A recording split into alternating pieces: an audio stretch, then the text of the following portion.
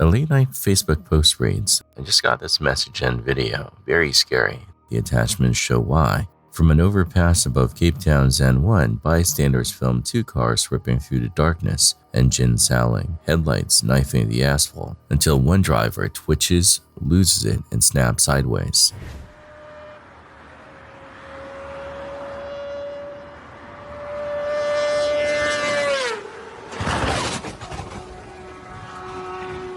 Yo, masuk push.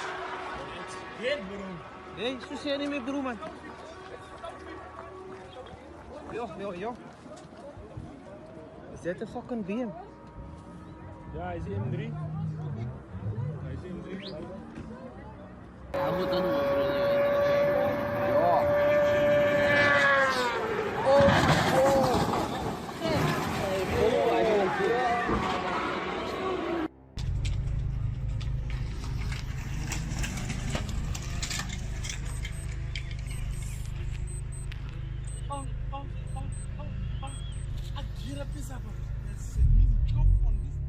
In a blink, the car scythes into the median at lethal speed. The violence isn't just the crash, it's the velocity. An accompanying photo pegs the readout at roughly 192 miles per hour, 312 kilometers per hour, a speed where a pebble becomes a bullet and a mistake is a death sentence. Another clip filmed inside the car captures the giddy buildup, breathless chatter, a tunnel of light, the needle climbing, then a sickening cut to black.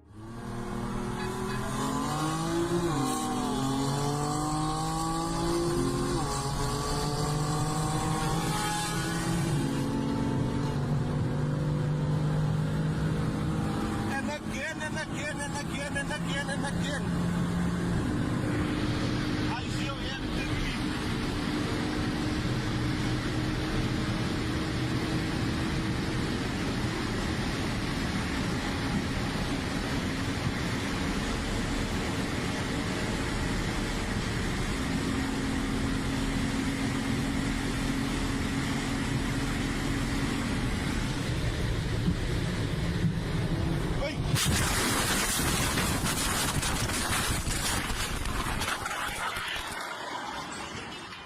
The final video is the one we won't show. Hospital chaos. Metal embedded where it should never be.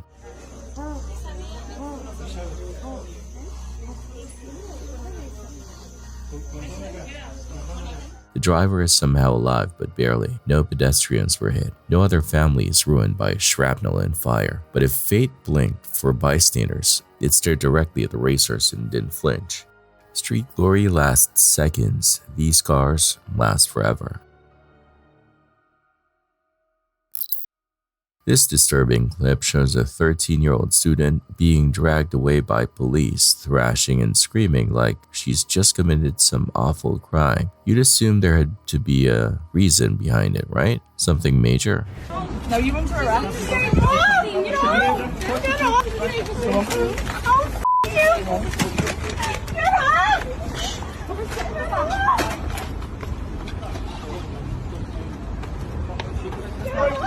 But here's the chilling part. Her crime wasn't theft, violence, or anything dangerous. It was simply ordering food at a McDonald's after 5 p.m. Unbelievable as it sounds, this branch in Liverpool had enforced a strict ban on students after 5 because staff at the 24-hour location claimed they were being hit with constant abuse from teenagers, both verbal and physical. So for breaking that rule, this girl found herself in handcuffs. Furthermore, a lot of people said that this girl was acting really badly before the police showed up and the camera began to record.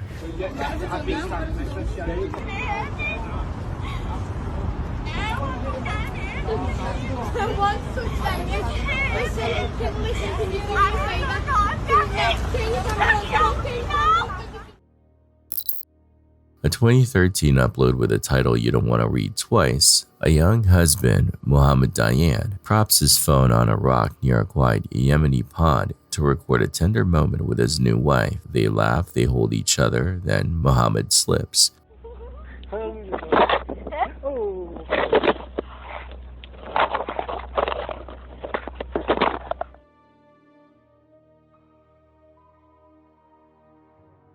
His hand reaches for the one person he trusts most and pulls her with him. The water is deceptively calm, the kind that looks shallow but isn't. Panic detonates. Limbs thrash. Their cries turn to splashes, then to silence.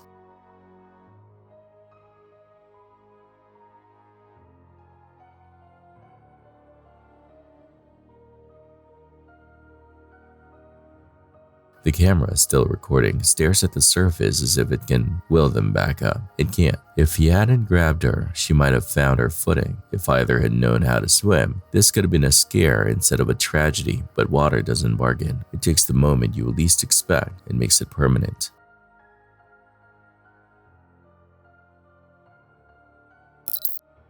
October 2022, TwitchCon is supposed to be cosplay, collabs, and career moments, not spinal surgeries. In San Diego, a Lenovo Intel-branded Joust attraction drew creators onto two low pedestals ringed by a so-called foam pit. The premise: bop your opponent off the platform, land harmlessly, laugh, repeat. Except this pit was reportedly only about a foot off the floor with just a couple of foam layers, nowhere near the typical 5 to 8 feet of cushioning you'd expect for safe falls.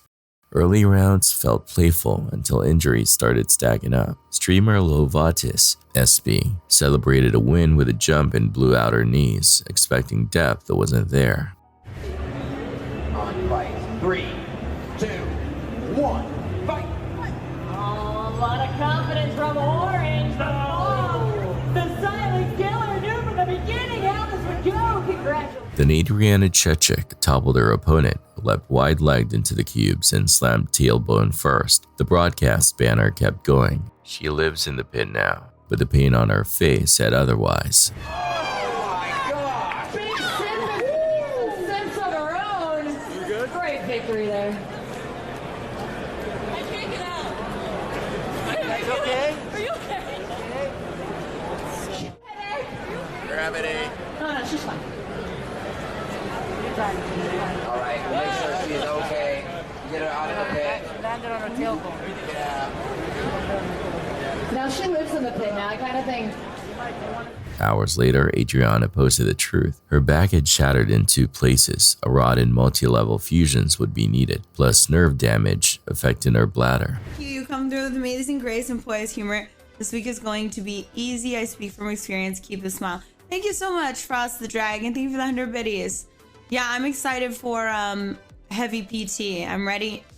Like, I want to take my brace off and run. I know I can't because I'll die. She later revealed she had been pregnant and lost the baby due to the trauma and treatment. Lawsuit rumors swirled. Waivers, negligence, settlements. Nothing public stuck. Adriana fought back to walking with help and streamed again. The clip remains a grim cautionary tale. If your foam pit is basically a decor, you haven't built a game, you've built a trap. The shocking footage was captured by CCTV cameras aboard a ferry in Quebec. At first glance, it almost seems impossible to believe.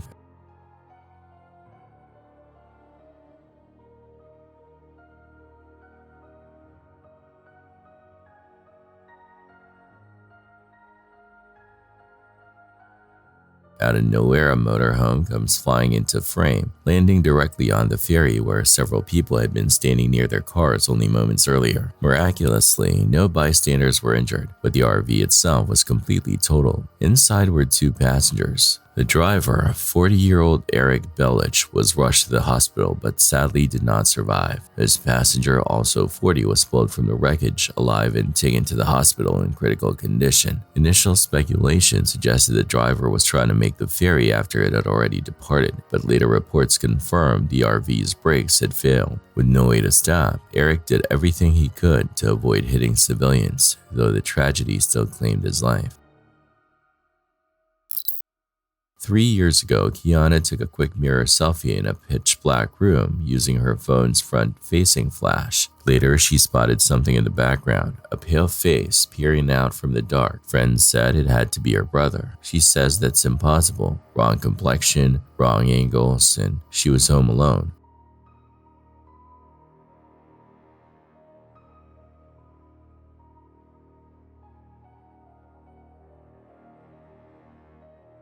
Since then, little things kept nudging her nerves. Lights clicking off, objects shifting where she swore she left them. She tried to ignore it until one night she filmed her cat.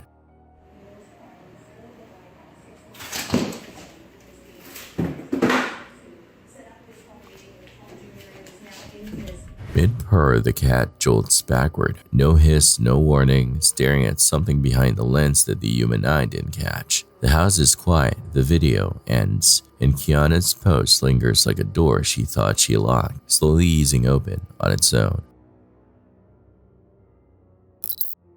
September 17, 2022, after a lifetime of upheaval, fleeing Romania as a child, starting over in the US, 53-year-old Nikolai was floating a local river with friends, beers, and inner tubes when someone's phone went missing. He donned a snorkel and goggles to search, drifted toward a group of teens also lounging on the water, and wordlessly started rummaging near them, convinced the phone might be there.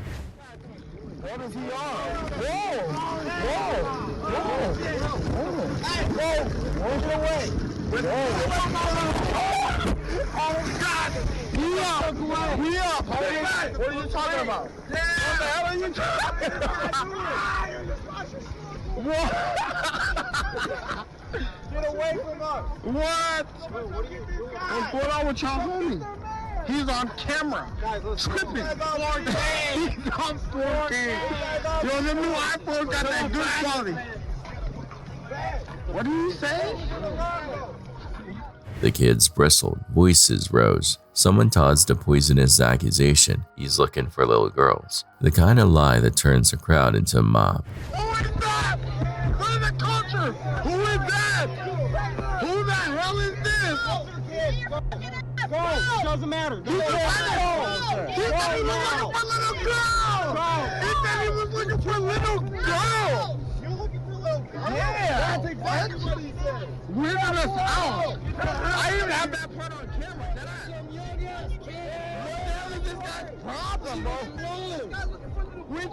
Surrounded, shoved, splashed, Nikolai pulled a small pocket knife he said he carried to help people. In the chaos, he was pushed into the river, slapped as he tried to stand, and when 17-year-old Isaac Schumann pressed in, Nikolai stabbed him once in the abdomen. More slashes followed, hands were cut, red pulled in the current.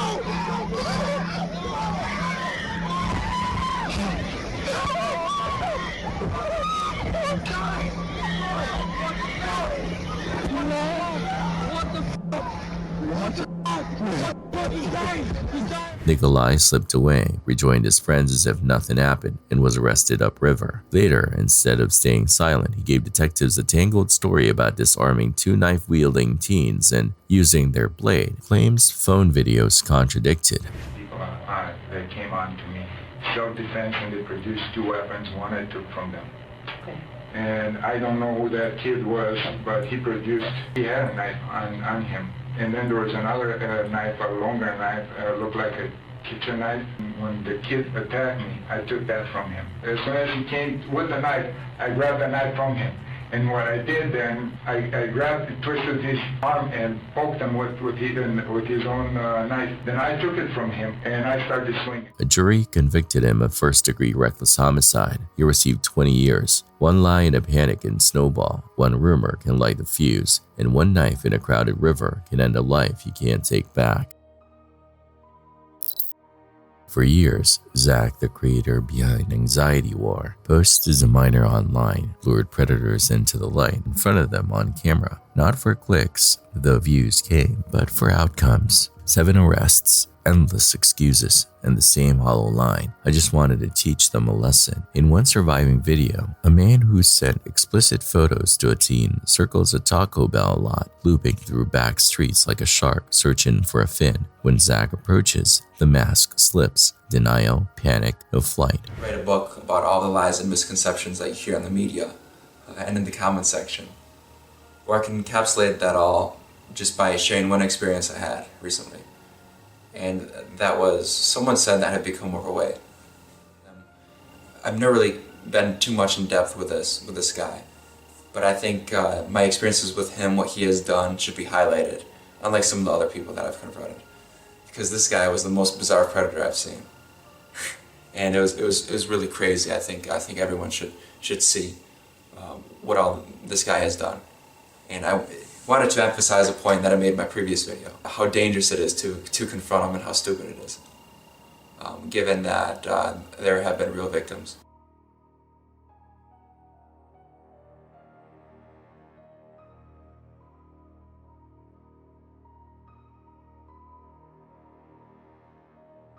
He said, "Here's a pic I won't get in trouble for."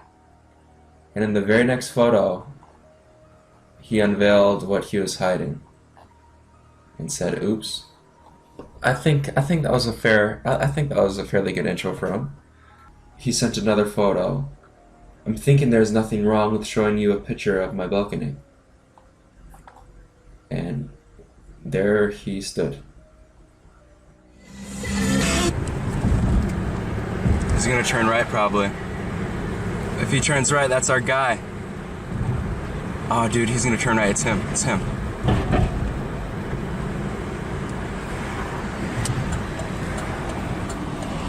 What he was doing was he bypassed Taco Bell and he went around the back, and he was combing the area behind Taco Bell. He was going through all these little side streets and stuff. I know the area very well. So I knew what he was doing, and at one point we went right by each other, and then I saw his face, and of course I'm just some 20-year-old in a car, but we bypassed each other. I thought, that's the dude, and I was just so excited. I knew I would see him at Taco Bell. Eventually, I knew eventually he would settle. I knew he had a lot to lose. I feared me saying, "Hey, dude, what you did is sick and wrong, and I know you did this, and I know you did that, etc., etc." I feared talking about that because I didn't want him to react a certain way. So I left it at that. I just said, "Hey, how you doing?" I'll show you the video. What? How's it going? Good. Where are you going? All right, stay here.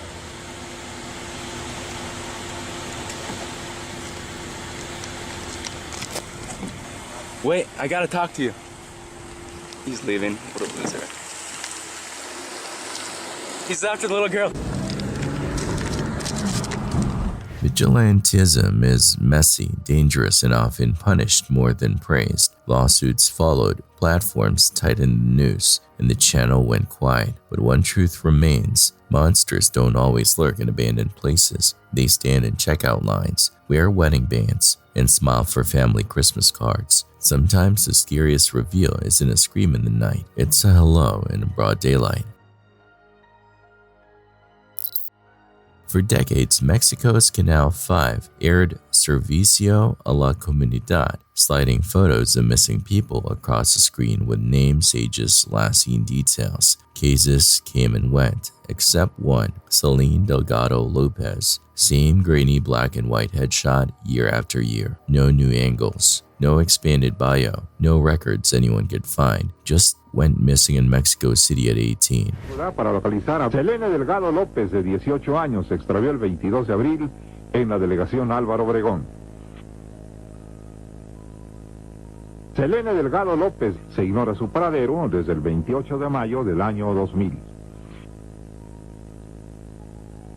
Viewers started to wonder if Celine even existed. Some speculated the image was a composite, like infamous police mock-ups. Think the Baton Rouge Slayer's melded portrait. Too generic, too symmetrical, too placeholder.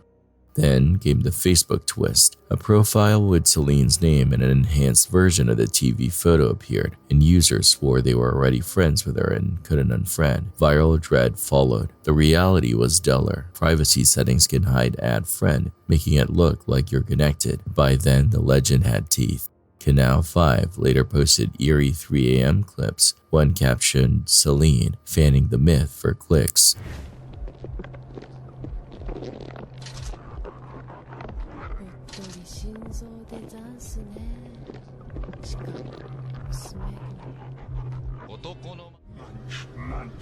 Time for a munch. Crunch, crunch, munch, munch, crunch, crunch, munch. So, who was she? An actual missing woman lost to shoddy records? A filler image used to pad broadcast time? A cautionary face meant to keep kids alert? No one has produced definitive documents either way. In the age of receipts and reverse image searches, Celine's stubborn vagueness is the scariest part, a person who might be real, preserved only as a template. August 8, 2013, a fight at home. A long late-night drive to cool off. 40 miles in, the gas runs out on Highway 277 near Bronte, Texas. Brandon calls his brother for help, then calls 911. His voice is jagged with fear. I'm in the middle of a field. Guys chasing me. My truck ran out of gas. 2013, 0:50 and 38 seconds. 911 emergency. Yes, I'm in the middle of the field. The Stapler just pushed some guys over. Right here going towards Javelin on both sides. My truck ran out of gas. There's one car here and got chasing to the woods. Please hurry. Okay, now run that by me. I'm not talking to him. I actually ran into him. Ah, you ran into him. Okay. Got the first guy. Do you need an ambulance? Yeah, no, I need the cops. Okay. Is anybody hurt? Hello?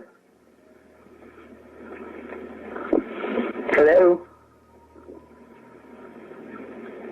Hello?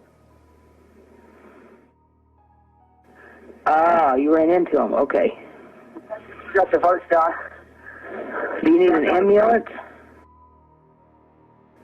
Ah, you ran into him. Okay. Got the first guy. Do you need an ambulance?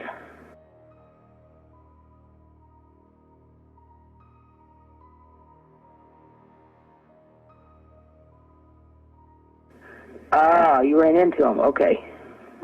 Got the first guy. Do you need an ambulance?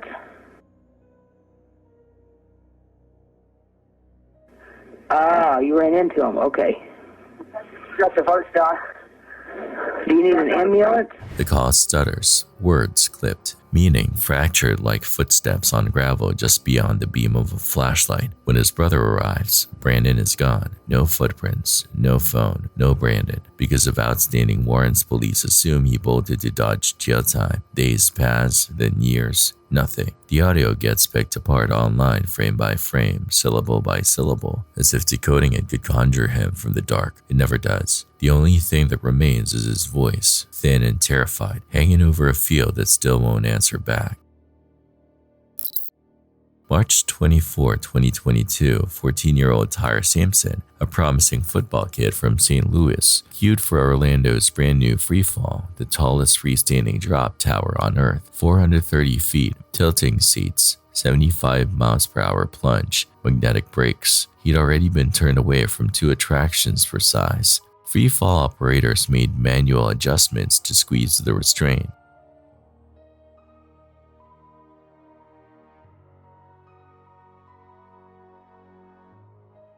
The gondola rose, the view bloomed, the drop engaged. Near the bottom, an empty seat flashed by. Tyre had slipped through the gap and had fallen.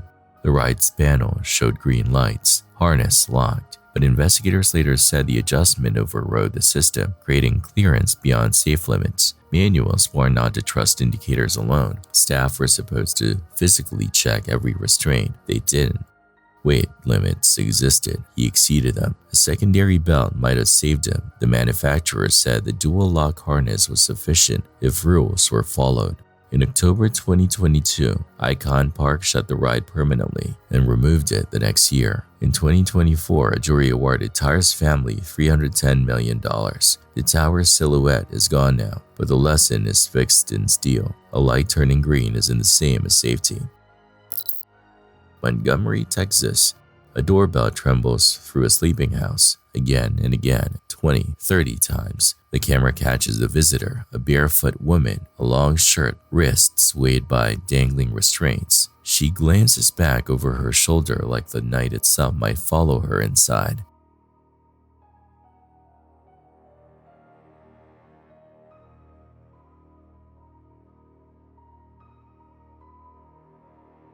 The clip explodes online. Who is she? Where did she go? 5 days later, a man in the same neighborhood, Dennis Collins, is found dead by suicide. His note identifies the woman as his girlfriend and confirms what the footage already whispered. She was running for her life. Police later find her safe. She's cooperating. The video remains a portrait of flight of a person who used the only alarm she had left, a stranger's doorbell, and hoped someone would answer. This next clip was recorded by travelers in India who encountered a massive elephant blocking the road. The first vehicle managed to reverse and escape without incident, but when the passengers looked back, they realized the people behind them weren't so lucky.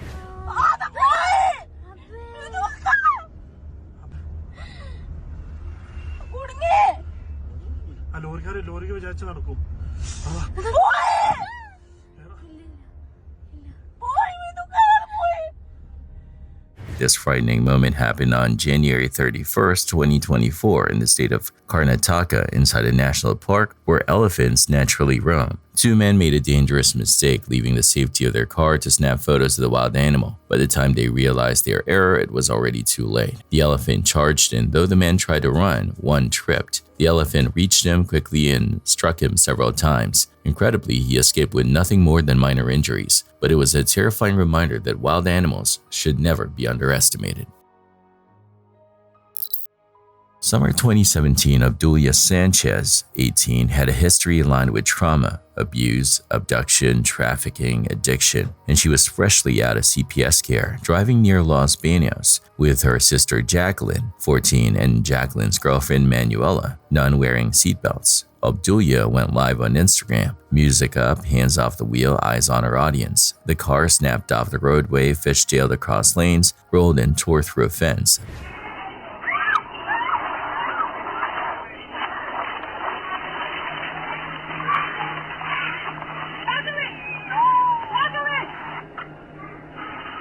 The stream kept rolling, screams, dust, then the unthinkable. Abdulia filmed her mortally injured sister on the grass and addressed the viewers in a flat, drifting monologue.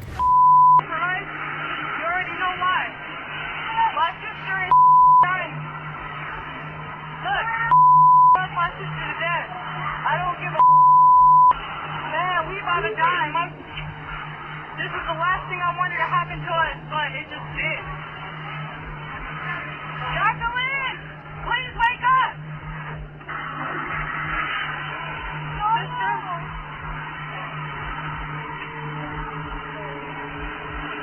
I with my sister, okay? I know I'm going to jail for life, alright? I understand that. This is the last thing I wanted to happen, okay? Alright? I don't care, y'all. I'm gonna hold it down. I love you. Rest in peace, sweetie. If you don't survive, baby, Earlier clips showed near misses in Jacqueline pleading, "You're gonna kill me." Toxicology later found alcohol and other substances. Prosecutors charged Abdulia with DUI, gross vehicular manslaughter, and child endangerment. She pled no contest and received 6 years, 4 months. Parole came after about 2 years for good behavior, but within weeks she led police on another chase in a car with a loaded gun inside. Her father begged the court for treatment, not just time, citing a bipolar diagnosis. Online, millions saw only the viral shock. Off camera were the systems that failed her long before she failed behind the wheel, and a family left with a video that never stops replaying. Buried in a German channel with a name you probably can't pronounce, it's a video titled Raumphänomen, Space Phenomenon.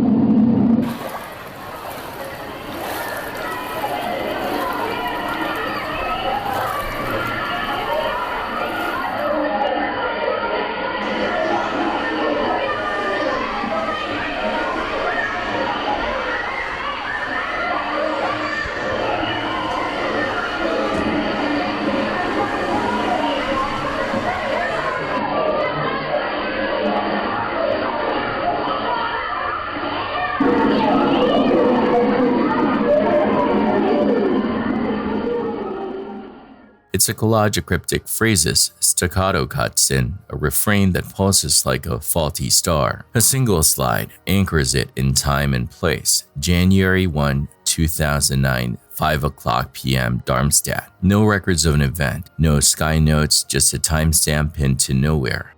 The whole channel is like that. Compositions that feel like codes or prayers or confessions edited inside a fever dream. Is it experimental art? An ARG breadcrumb trail? A message meant for one person who knows what to look for? Maybe the point isn't to understand it. Maybe it's to feel it. Like a signal faint enough to miss unless you stand perfectly still and listen. In this eerie clip, a person ventured into the woods late at night, recording as they walked down a dark path. The atmosphere alone is unsettling, but things take an even stranger turn when a white figure suddenly appears ahead, crossing the road.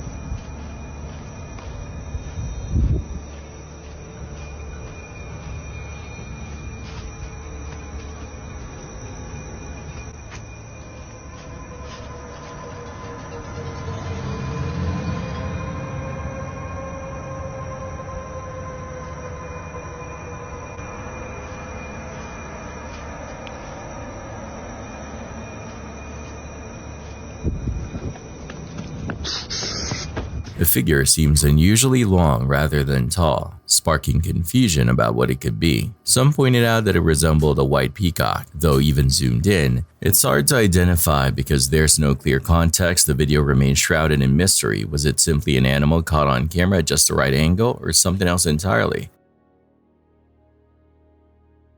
To this day, the clip leaves more questions than answers. This next story is truly chilling. Late one night in DeKalb County, Georgia, a 36-year-old woman named Anna Scott returned home after what seemed like an ordinary day. She pulled her Jeep into the driveway, completely unaware of the nightmare waiting inside. Doorbell footage captured everything. 3 masked suspects had already forced their way into her house, and the moment Anna arrived, one of them immediately opened fire on her vehicle. The Jeep was riddled with bullet holes in seconds. Neighbors described the horrifying aftermath. Anna stumbled out, desperately pleading, "Please help me, please help me." One man knelt beside her, rubbing her head, whispering that help was on the way, but her injuries were too severe. Despite being rushed to the hospital, Anna didn't survive. When investigators arrived, they found her Jeep still parked just inches from her porch, scarred by gunfire. Her neighbors were left devastated, describing Anna as a free spirit, a kind soul who brought nothing but respect and positivity to the community. The most haunting part? The suspects' faces were caught on camera. Authorities now have clear images of at least one intruder, and the manhunt continues. For Anna's loved ones, the memory of that night lingers. The gunfire echoing through a quiet neighborhood and the terrifying reminder that even at home, our safest place, danger can appear without warning. Some frames in a video can look beautiful, but this clip is the exact opposite. What you're seeing is the kind of horrifying moment most people never expect to face.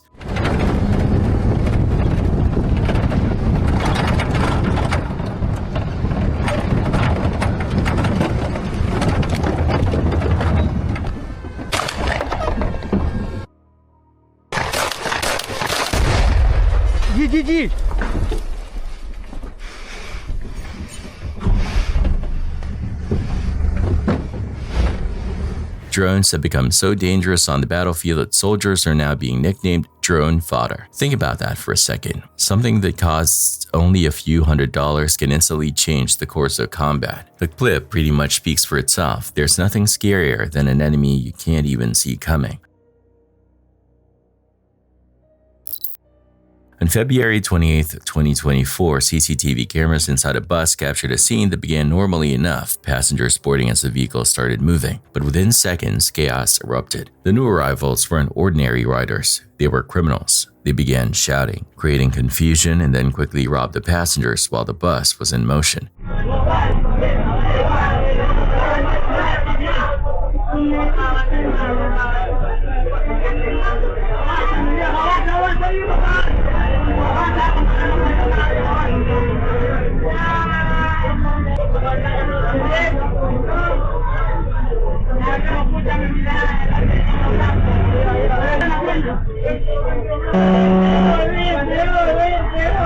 moving bus meant people were trapped inside, adding to the danger. One woman can be seen desperately trying to hold on to her phone, but she was overpowered, and the thieves made off with her belongings. The brazen attack in broad daylight stunned viewers online, especially since most of the passengers did not attempt to fight back.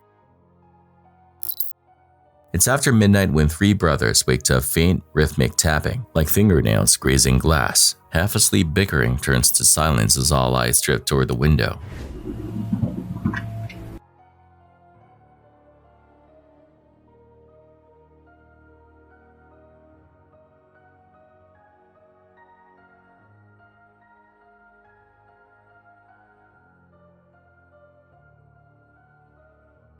Bro, it's coming from my theater. Bro, but it's hot. No, turn. I don't care. No.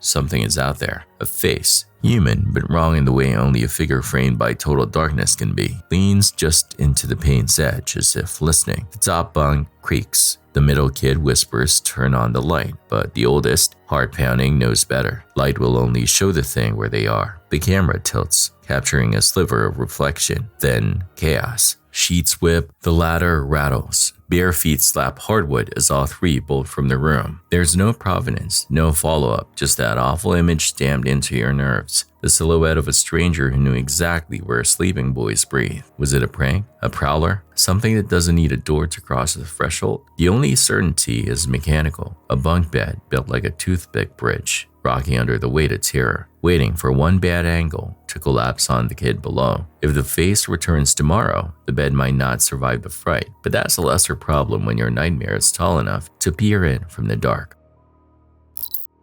He chased skylines the way most people chase sleep. Born February 23, 1993, Remy Lucidi. Online, he answered to Remy Enigma. Spent nearly a decade turning the world's tallest skeletons of glass and steel into his canvas. No ropes, no harness, just calloused fingers, a camera, and a practiced calm at the lip of the abyss. From cranes in Bulgaria to towers in Dubai and Ukraine, his Instagram swelled past 40,000 followers, each shot a dare. City veins glowing, cloud ceilings within reach, silhouettes of a man who trusted gravity to blink first.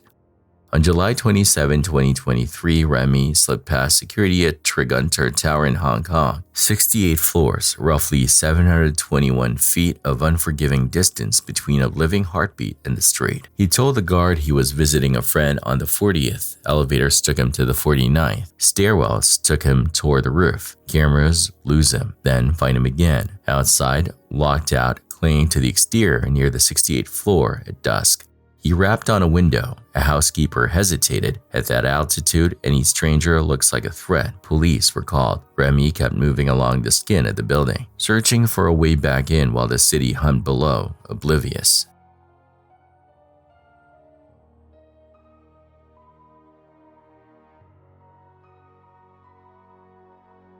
Minutes later, the call changed. Gas leak. In the fall, he'd clipped a line. Officers found a camera, a French ID, and a body on a lower terrace. His final gallery, his final frame. To some, he was reckless. To others, an artist who learned the city's pulse and documented it from the one place he never expects to be seen, above its heartbeat, above consequence. But here's the truth the ground always keeps. Even masters tire, even fingers sweat, even steel sweats back. Urban exploration isn't a sport with referees and pads. It's a conversation with certainty, and certainty never negotiates. Remy once captioned an image. Life is too short to chase unicorns. In the end, he didn't. He chased the horizon, and it chased him back.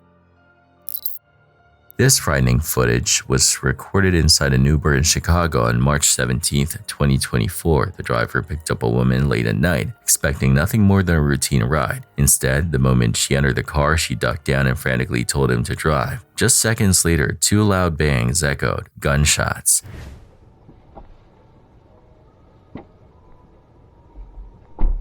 Diamond. Yeah. Go, go, go. You the car. The car. Yeah, go. What the f? What is that? What the f is that? What the f was that? He just shot at the car. For what? Let me call the police. Man. Let me call the police, Cuddy.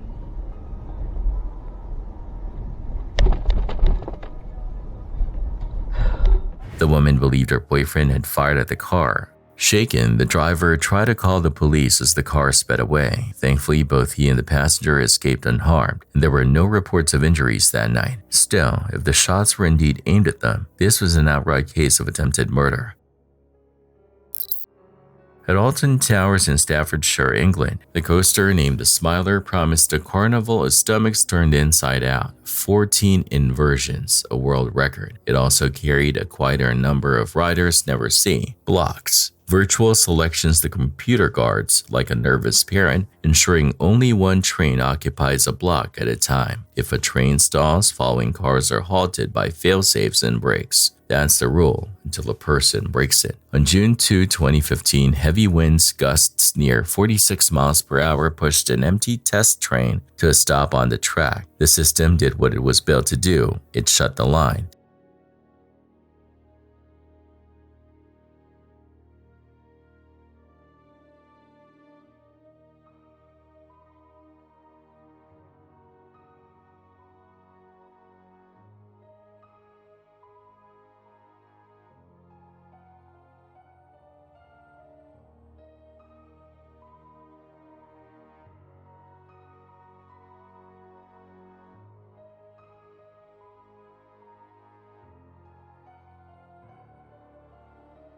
Somewhere between the phone calls and assumptions, engineers manually overrode the interlocks, believing the track was clear. A fully loaded train advanced, metal slinging, faces upturned to a sky that wasn't looking back, until steel met steel.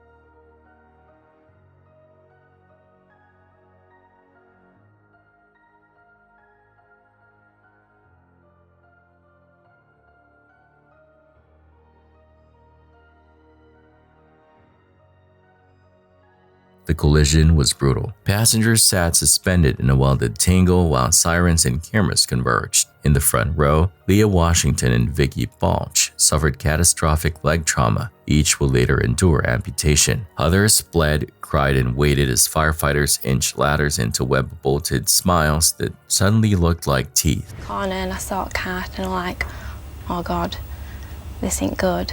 And then we just crashed into it. And then I started like getting pain, like I couldn't feel my toes.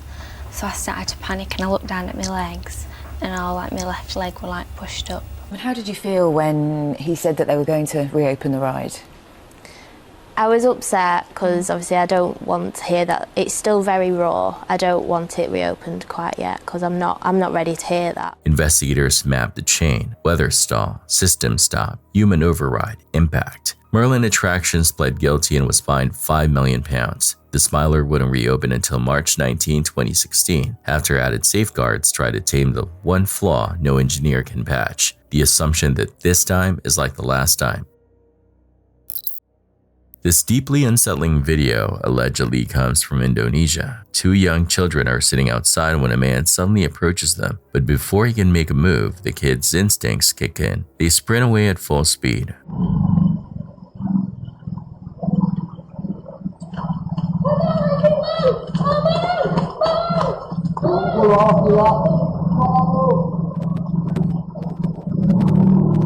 The man nearly grabs one of them, but both escape unharmed. The fact that they reached so quickly suggests they may have been warned about dangers like this before. It was an attempted kidnapping in broad daylight, caught on camera, and it's chilling to think what might have happened had the man succeeded. Some online commenters suggested the man might have only been after the children's phones, but whether it was a robbery or kidnapping, the footage is disturbing either way.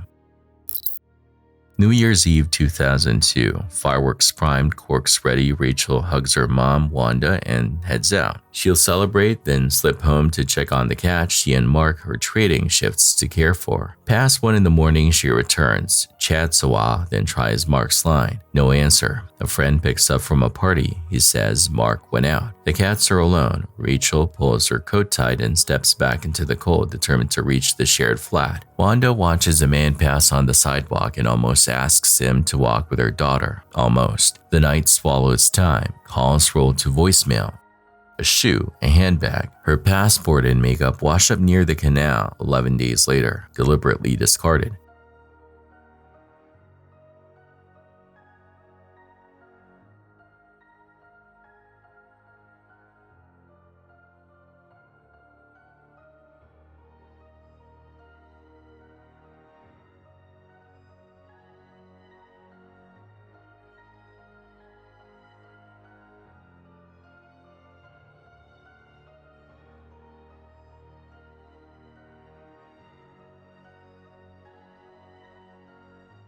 Police replay CCTV until it yields a route. Rachel nearly home, a figure behind her, the same man from Wanda's threshold.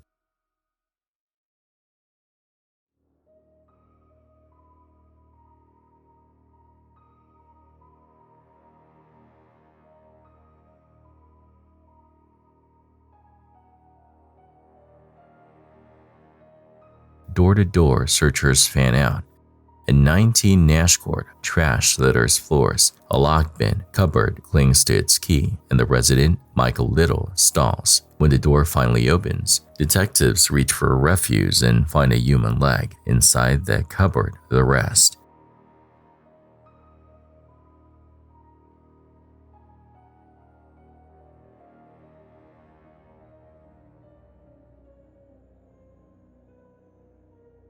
Little will mutter contradictory stories, self-defense, accidents, admissions that recoil back into denial. The forensic truth remains harder than his lies. He saw Rachel walking alone. He followed, he took her, he hid her inches from his kitchen's ordinary filth, close enough to hear kettles, radios, casual laughter if he'd allowed any. Life sentence, minimum 25 years. And Wanda must live with the ache of a single decision she never truly made, to speak to a stranger in the doorway. Evil doesn't always break down doors. Sometimes it falls into step and pretends to share your sidewalk home. Amelia knows her mom sleepwalks. She's found her standing in the doorway at 3 a.m., eyes open, nobody home. Creepy but survivable until tonight. A slam wakes Amelia, then another and another. She creeps down the hall with her phone light, cutting a thin slice through the dark. In the kitchen, her mother is piston pounding the oven door, yanking it open, cracking it shut, over and over. Face slack, mouth slack, as if some metronome only she can hear orders the tempo.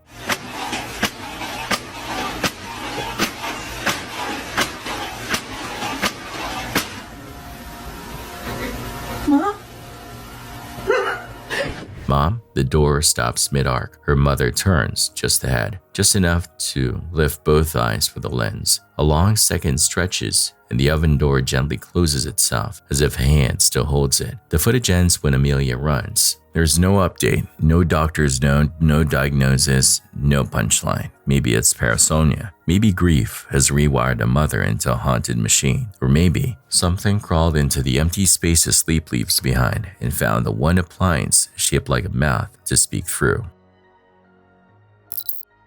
This short clip is absolutely wild, and no, I'm not exaggerating here. Watch closely.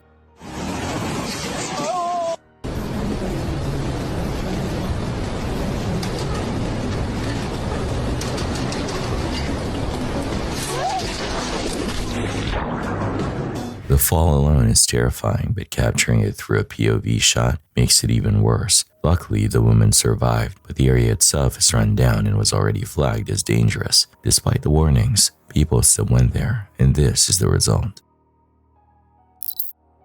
The call is breathless. My husband's bleeding. My kids are here, please.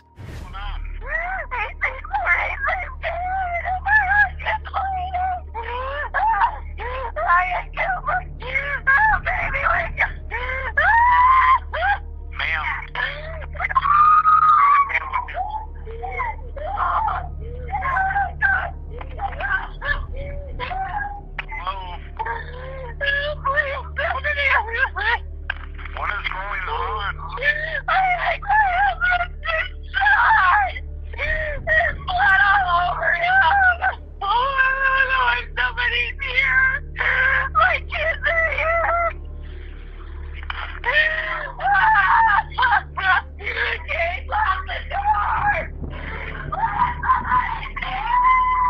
Deputies arrive at 1846 K Avenue, Iowa. Ryan Cooper is slumped in his recliner. 2 gunshot wounds, no weapon. His brother Aaron is on scene. He'd rushed over with his 9mm when Karina called him first, then 911. Where's the guy with the gunshot? My brother's in the living room. With the other deputy? No. There was a loud noise. I thought something fell. Then what happened? I got up and I peeked in the living room and then I went to the kitchen. I didn't find anything. You didn't hear or see anyone else? No, what if they're here? What? What if they're here? But you didn't actually see anybody? No. Okay. So did he do that to himself? No way. No way. Okay. And you came out and he was like that? You turned on the light, you saw him? What do I do? Hey, listen. We're here, okay? I'm here for you. Could the thing that you thought fell possibly been a gunshot? Okay. Karina, I need you to sit up. Karina, I need you to sit. Karina's story is thin. A crash in the night she mistook for bathroom clutter. A sleepy walkthrough that misses a dying man in the living room. A frantic discovery only after the lights come on. She denies hearing intruders, denies seeing anyone, denies there's anyone to deny. I peeked in the living room and he was laying there and I went to the kitchen and turned the light on in the living room and then... Okay. I looked in there first before I went to the kitchen and it looked like he was sleeping. Okay. I just went over and saw him. It just looked like he was sleeping. Okay. And then I walked up to him and touched his foot, there's blood like everywhere. Detectives peel back phones. The Snapchat account vanishes, deleted remotely, then resurfaces under subpoena like a corpse in low water. There's a name movement through the messages. Houston Hust Danker, a client turned confidant, confidant turned lover. Tell me about your relationship with Houston. Danker? Yeah. My friend? Okay. And I'm going to be blunt with you and be forward with you. The only reason we ask is Aaron made mention about maybe Ryan seeing something on your Snapchat. Not that that was Houston, but maybe there was something with your Snapchat. Last fall, there was a Snapchat that wasn't even meant for me. Okay, tell me about that. Supposedly, Ryan saw it, not me. And he told me about it. It was something about a married woman and seeing her naked or something like that. Okay. And Ryan saw it and confronted me, and I confronted Houston, who were friends on Snapchat, and that's it. Has Houston seen you? No. God, no. The rumor that's going around is Ryan, or you and Karina were Snapchatting. Did that actually happen at some point? Yeah. You know, she watched my kids a couple times when I was in a tent. Okay. You know how small towns talk, you know. Exactly. Houston's kids are over at Karina's. He's fucking nailing her, you know. Yeah. And then, yeah. Chat logs wreak a contempt for Ryan, calling him a sperm donor, calling the kids sours, addressing each other as husband and wife. One line stands out like a casing caught between floorboards. Remember, time, casings, no ifs, ands, or buts. Cell towers put Hust's phone near the Cooper zone before the shooting. A shell casing from the scene matches ammunition tied to a gun Hust gifted a co-worker. Blood clotted too quickly for the timeline Karina sobbed into the phone. Prosecutors say Karina shot Ryan, transferred the gun to Hust, staged her panic, called family for alibis and comfort, then dialed a number meant to absolve. A jury speaks where she wouldn't, guilty of first-degree murder. Formal sentencing slated for September 2025. Verdict 2, we the jury find the defendant, Karina Cooper, guilty of the offense of murder in the first degree, dated this 11th day of July, 2025. Hust pleads guilty to helping. The 911 tape still exists, a metronome of fear, a performance sharpened by practice, and behind it, the older, quieter motive that never needs rehearsal. If you remove the obstacle, you own the life that follows, until the evidence owns you. Safe in there. You stay where you are right now, okay? I'm pushing straight. Sheriff's office! Sheriff's office! What you're about to hear is not a horror movie plot. It happened 2 days after Christmas, inside a quiet family home. At first, everything seemed normal. The Smith family was winding down after the holidays. Parents Ashley and Benjamin were relaxing in the living room while their daughters played nearby. But what happened next would destroy the family forever. Their youngest daughter witnessed the unthinkable, her brother opening fire on both parents. Ashley was shot in the head while sitting on the couch. She died instantly. Benjamin, a 62-year-old Army veteran, was gunned down in a bedroom, suffering multiple rounds to the chest and stomach. Their 19-year-old son, Peyton, had murdered them in cold blood, right in front of his little stepsister. As the 2 sisters ran and hid, the older one managed to call 911. Officers arrived within minutes, but what they walked into was a house filled with fear, blood, and silence. Body cam footage shows the sheriff's officers entering the home, weapons drawn, sweeping each room one by one.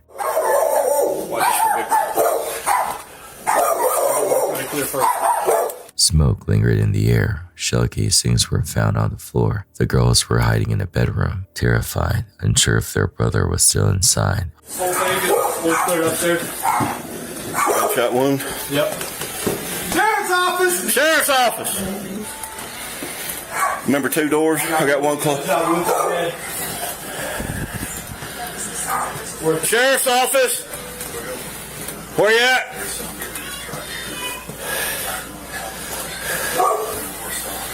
Are these just calls, Cap? Multiple gunshots to the stomach.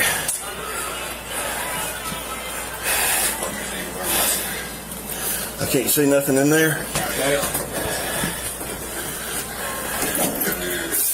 Okay. All right. Which room are you in? Stay put, okay? Watch right here. Got shell cases on the ground. Yep. I got your back. Hold you covered. Clear. Hold on. Check door. Clear. Sheriff's office! Are y'all safe in there? You stay where you are right now, okay? All right. I can't really see. I got a bed. I got a mirror. Let's put the door. All right, I'm gonna go in. You can clear to the right. I got you. I'm behind you. Clear.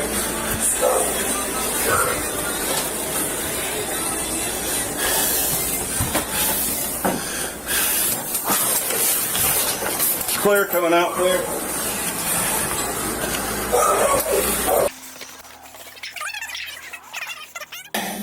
I'm clear here. Clear. Let's see outside. Sheriff's office. I got an open room to the right. Can't see what's to the left. Got a closed door over here. We got 2 with gunshots. Another dog. See anything in the mirror? This way. I'm checking behind the bar over here. All right. I'll hold garage. Go. I'm with you. Sheriff's office. Pat. You cover that door for me. I got it. Sheriff's office. Nothing over here. I'm on you. Officers found him alive, shaken but breathing. They made sure the girls didn't see the bodies. They had seen enough already. One officer asked the youngest to keep her eyes on his face, nowhere else, as they guided her out. The girl nodded, eyes wide. When asked if she wanted to close her eyes, she said yes. Will you open the door for me? Yeah, close that door. I'm gonna close that door. I'm gonna. Okay, y'all stay put right there real quick.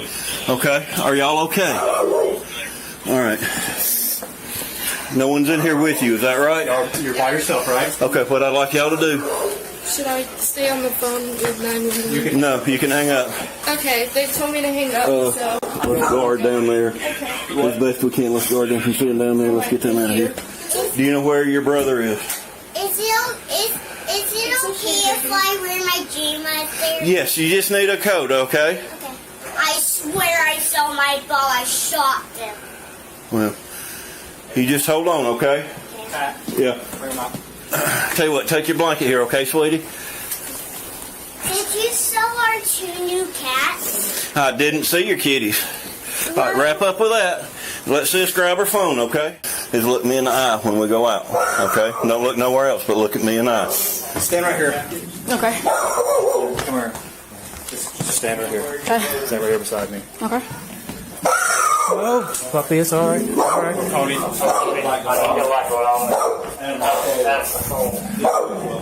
Come on, send them in. All right, come with me. Sissy can hold you. It's okay. Sissy's big and strong. And let her do the same. You look over Sis's shoulder, okay? You look over Sis's shoulder. How about we just close your eyes, okay? You want to close your eyes? Okay, we good? It's okay. You just keep looking at me in the face. You look at me. All right? Close your eyes. Come on. There you go. Okay, come on. The animals are Just keep going. Keep going. big and strong, huh? We got another one in there. See Nanny and Papa? Yeah?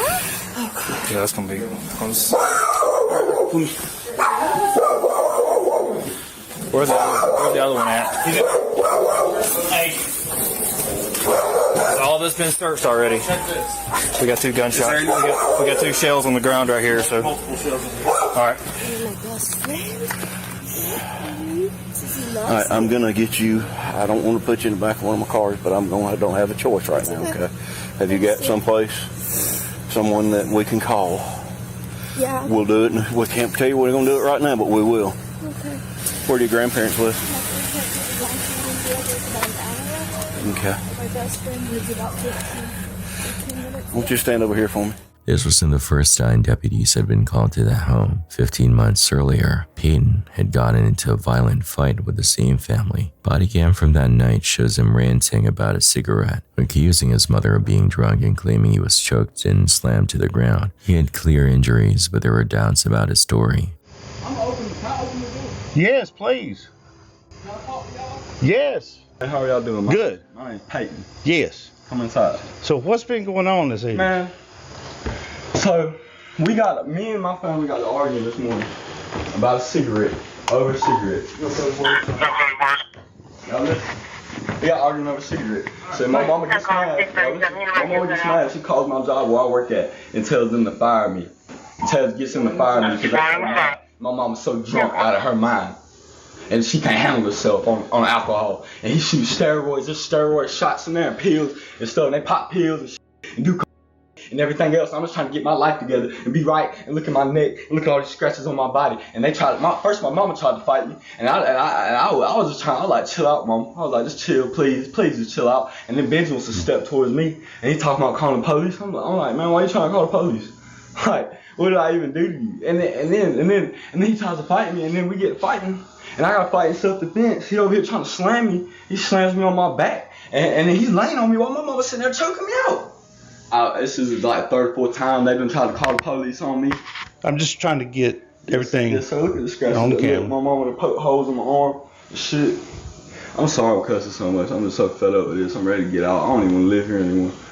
I'm gonna get that on my camera here.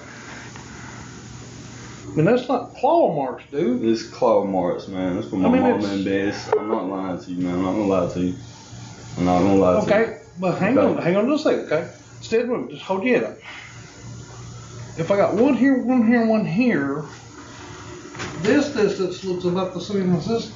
I mean, that'd have to be 2 hands. They look even across, man. I'm just trying to figure out how. He's laying on top of me. He's so big, man. Look how little I am. He's big. He's laying on my chest. I got my mama sitting there choking me out. I'm sitting there spitting blood at him. Honestly, I don't have any idea what they said. So I mean, they're not even coming out here to talk. I mean, you understand? Well, I talked to them earlier when I was here earlier this evening. Okay, so now I'm here to get your side of the story. Yeah. Okay. So, how are y'all doing tonight? Y'all doing okay? Yeah. Officers arrested him and charged him with family violence. He was later released and returned to live with his parents and sisters. His mental health had long been deteriorating. He suffered recurring psychotic episodes and had been admitted to several institutions. None of them helped. Despite requests from the family to find him another place to stay, he remained in the home until the day he snapped. After shooting his parents, Peyton fled in the family truck. Officers located the vehicle a short time later. Spike strips were deployed. He was taken into custody without further violence. I mean, the truck's gone, so I would think that he has the truck, but I don't know how he would have gotten keys to it. He doesn't drive. 10-4, hold on to it. He doesn't drive? He doesn't have a license. Does he have any friends that would come and get him? Well, he probably has a seat. He probably has a what, sweetie? She said he probably has a few friends. I got him sticked. All four.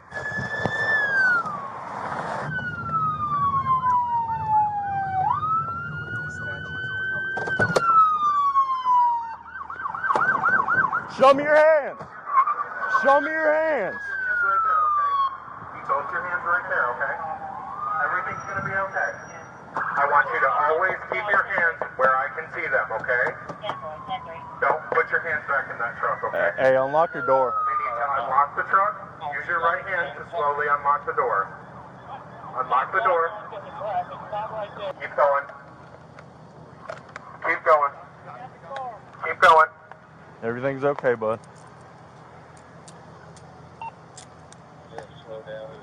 What's your name, sir? You don't know your name? You don't know what's going on? Where at? Y'all can't listen to me. I'm trying to tell the truth. Okay. I'm trying to tell the truth. Well, you're not going there right now. Okay. Just slide on in. If I go there, they're gonna kill me. Okay. They're gonna kill me. Okay. Well, you're safe right now. Okay. No, man. You're safe with us. Tell me what's going on. You're safe. Just hold on. Whose cuffs are on him? One of y'all? One of ours, yeah. Step out. What am I being charged with? Huh?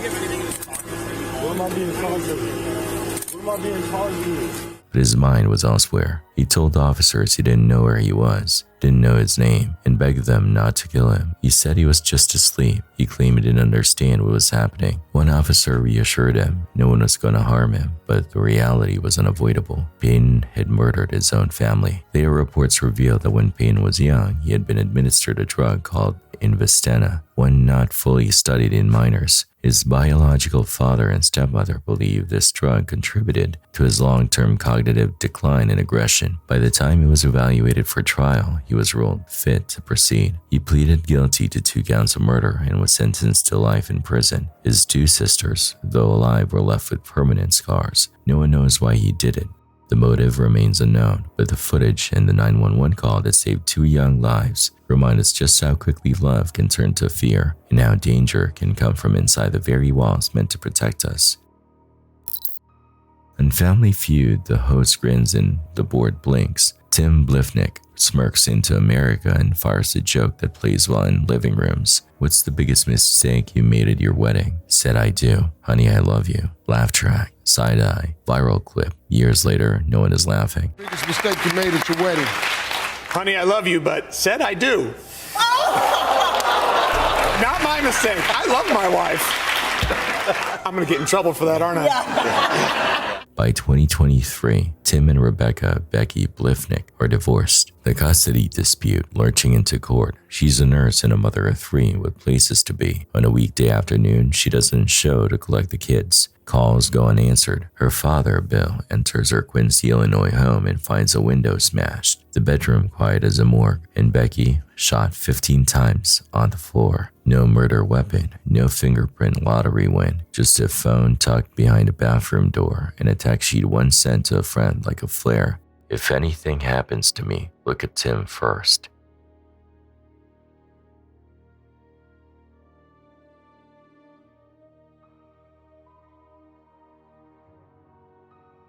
Detectives follow a swarm of breadcrumbs, a bike on camera, pedaled by a hooded figure who appears near Becky's house on nights before the killing.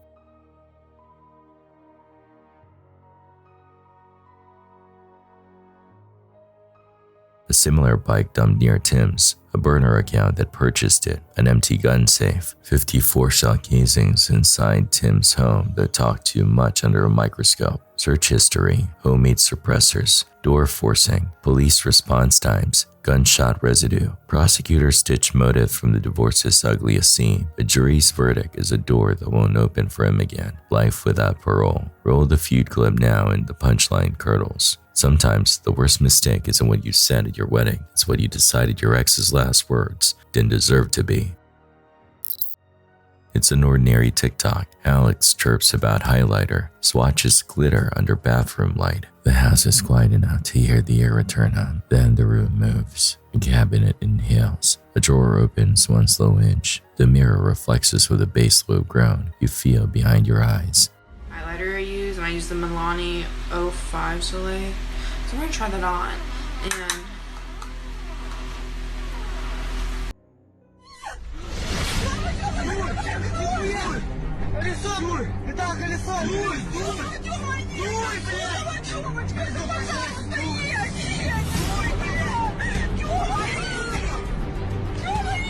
On a highway in Russia, a group of tourists hit what they thought was a lifeless bear at night. Out of confusion, they stepped out to check, but the moment they did, the bear leapt up, angry and alive. Instead of finding a body, they came face to face with raw fury.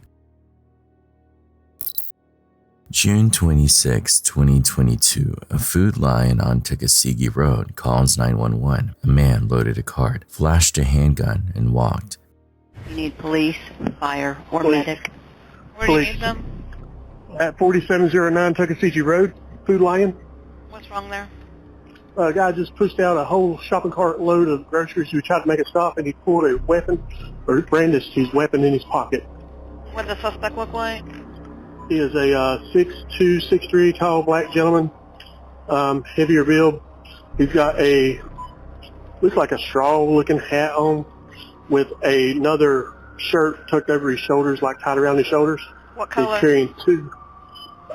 It's a black, green, and blue. And he's carrying two Food Lion reusable shopping bags full of my product. Where's he at now? He just took a left on Tuckasegee out of my parking lot, walking up Tuckasegee going towards Little Rock. What kind of weapon did he have? He had a handgun, and it's in his right front pocket. Responding officers Eric Torres and Richard Mayer meet Kevin Boston on a nearby sidewalk, arms straining around heavy grocery bags, a straw hat pulled low. The first approach is conversational. Mind if I talk to you? Until Kevin Sand dives for his right pocket and comes out gripping steel. The street tilts. The officers back toward their cruiser, guns drawn, yelling the same command that never gets less desperate. Drop the gun.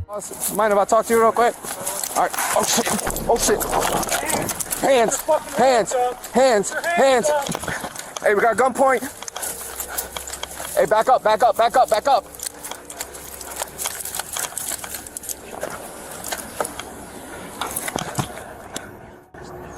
Headquarters, we need one. Hey, drop this gun! Drop the gun! Kevin doesn't. He paces, turning just enough to keep his threat alive. The pistol still in his fist. Torres fires. Kevin pivots, raises the weapon. Shots erupt in a jagged volley that folds him to the asphalt. Drop the gun! Drop the gun! Drop the gun! Drop it! Drop it! Oh God, he's still pointing! He's still pointing!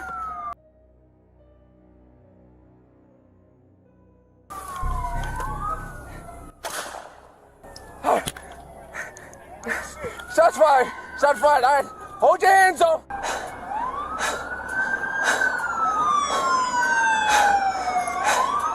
All right.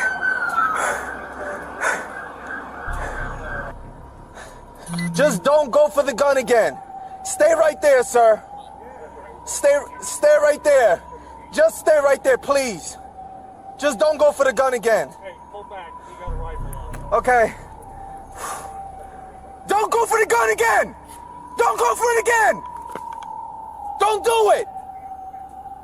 Just don't do it! You don't need to! Stop! Hey, am I backing up? Body cam captures the aftermath in the flat grammar of incident response. Stay down, don't reach, rifle up, count your hits. 6 rounds find Kevin, torso, arm, flank. Paramedics ferry him away. The hospital writes the final line. Alright, put that on him. Can I have that heart monitor? Take with your hands. Alright, so how many? I've lost count. 1, 2, 3, 2 to the chest. 4, 2 in the side, 2 in the side here. 2 in that right side of the chest, 1 in the left upper arm, 1 down here in the left lower leg, 2 in the chest. 1, 2, 3. Alright, they're requesting the 2 other trucks just to check the officers that weren't involved. Gotcha. Yeah? Oh, that's fine. Alright. Hey, y'all got any hand sanitizer? One to the big house? Yeah, and you said you got good lung sounds, correct? Yeah, good lung sounds.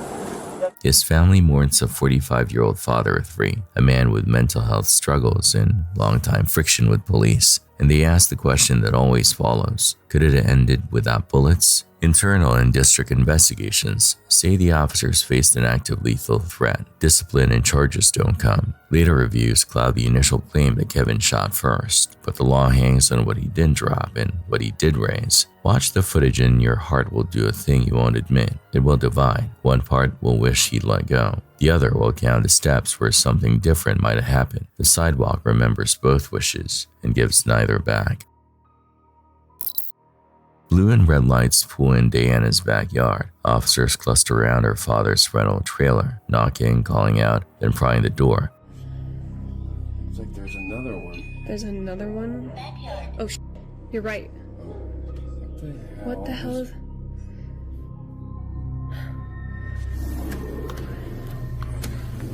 Here.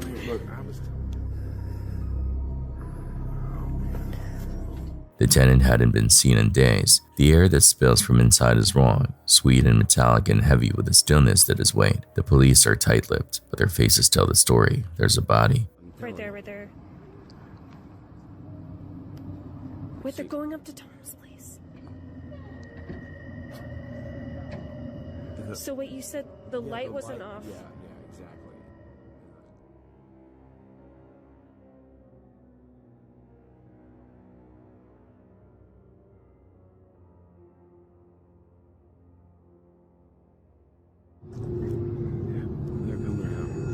Are they calling something in? Going back over. What was Tom doing? Is there like an app you can check or something? Reviewing her footage later, Diana freezes on a frame she didn't clock in real time. A small silhouette, the height and shape of a child, fixed near the trailer's corner. It seems to turn its head as an officer pauses, then winks out when he blocks it from view.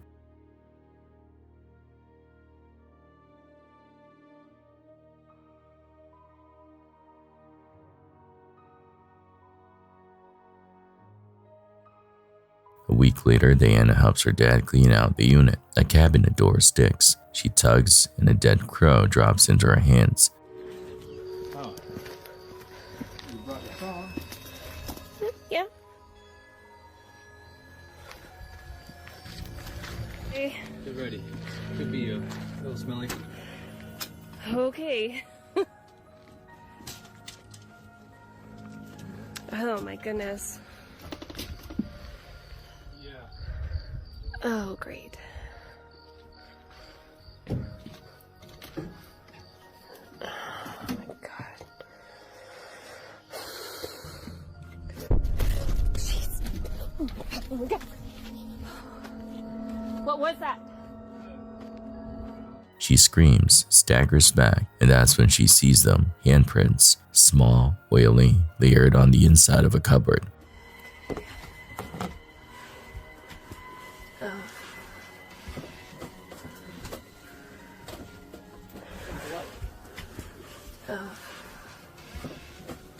Whoa. Wait a minute. Oh, Jesus. Wait, did this guy have a kid? What is this? Yeah, this kid died too, like, I don't know, before. A long time ago.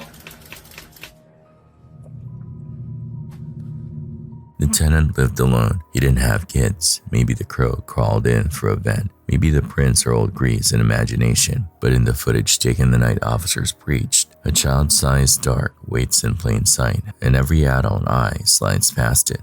The dead can be missed. The living can be missed. Whatever stands in the space between knows exactly how to be both. Here's a different kind of chaos. A man coming home from work stopped for ice cream with his friends. He posted the video to TikTok, and you'll understand why. Yo, he gotta get out of there. He gotta get up out of there. Nah. No, he got. Yo, put the phone down. Put the phone. Yo, get away from here. Get out the car, bro. Yo, gang, hurry up and get up out of there. Get up out of there. Yo, hurry up. Go through there. Go through there. No, no. No. No. Yo.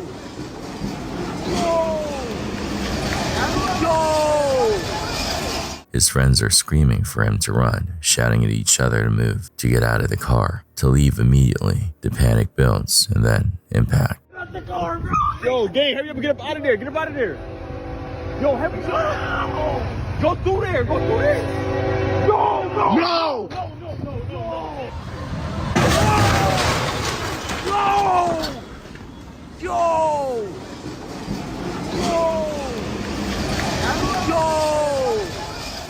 This one is more familiar, another truck hit by a train, but the context here is what makes it frightening. Traffic slowed on the tracks, leaving the truck stuck. The driver desperately tried to reverse, but it was too late. While the damage could have been catastrophic, it's still a chilling reminder how seconds can decide life or death. This clip takes us to Fort Worth, Texas. It was filmed on February 11th, 2021, and chances are you've already seen parts of it since it spread worldwide.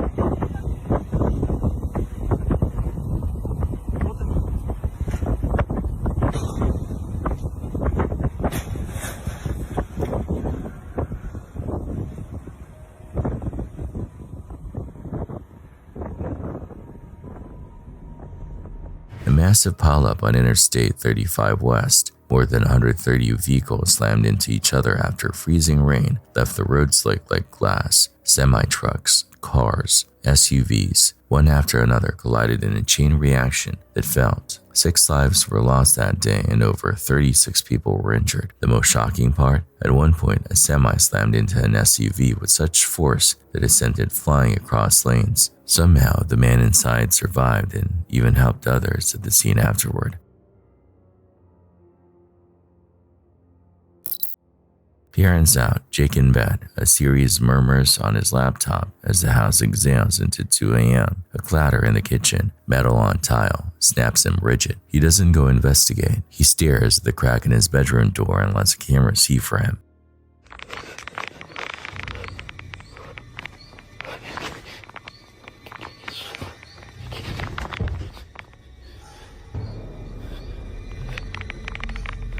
He never posts an update. Theories bloom in comments. A friend, a costume, a djinn stitched from shadow. Maybe, but the best hoaxes crave attention and endless sequels. This one leaves only a single clip and the worst kind of question. When the door is almost closed, how much night can still fit through?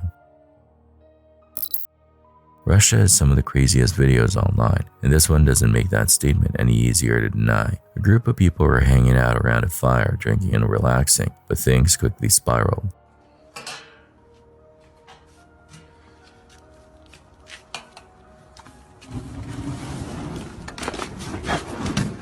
Блять!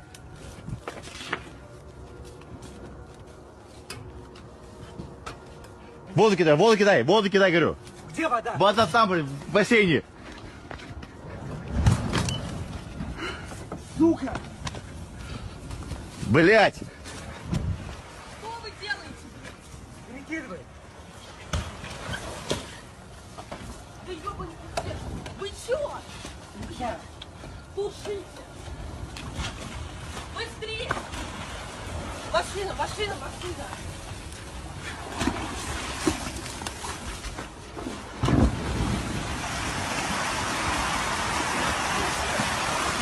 Ты что сделал?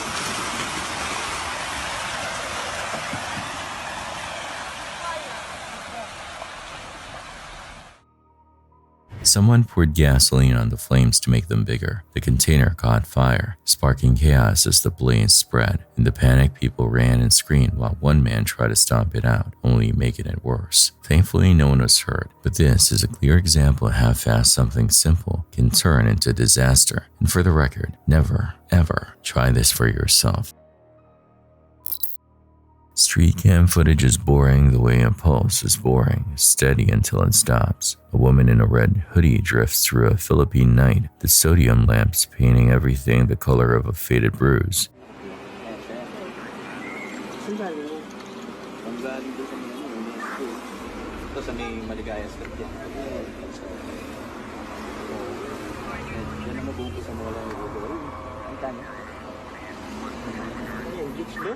Sira yung CCTV natin.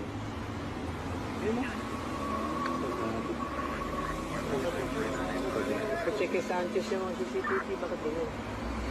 Wala yung ulo. Matingin ng bangka. Then the video glitches, only around her head. It blinks away, blinks back, stutters like a candle in a vacuum. The rest of the frame stays surgical. Cars glide, shadows obey, pixels hold.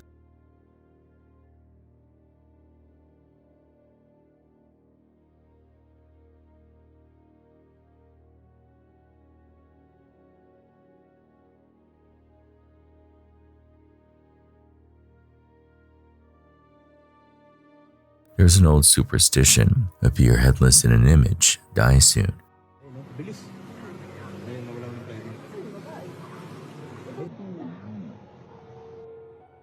Minutes later, brakes scream. The red hoodie crumples under a sedan's indifferent weight. She's still. People run, hands on heads, mouths open and empty. The clip ends before the siren, before the paperwork, before the part where there's no explanation anyone wants to write down. A compression error, a hoax, or something older than cameras marking a life with an edit the universe intended to finish.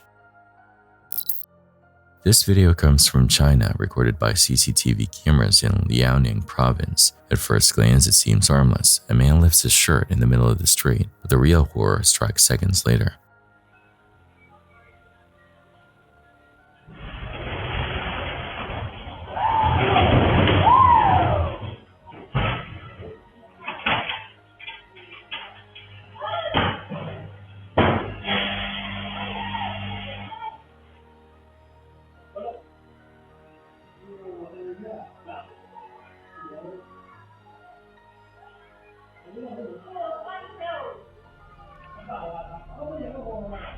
Out of nowhere, an electricity pole collapses, crashing down right where a mother and her daughter had just been walking. A car happened to block the impact the very last second. The craziest part, the mom bolted without hesitation, leaving her child behind. Luckily, both walked away unharmed. Now to India, a country with over 5 million stray cattle roaming freely through its streets. These animals are linked to hundreds of accidents and deaths every year, and this next clip shows you why.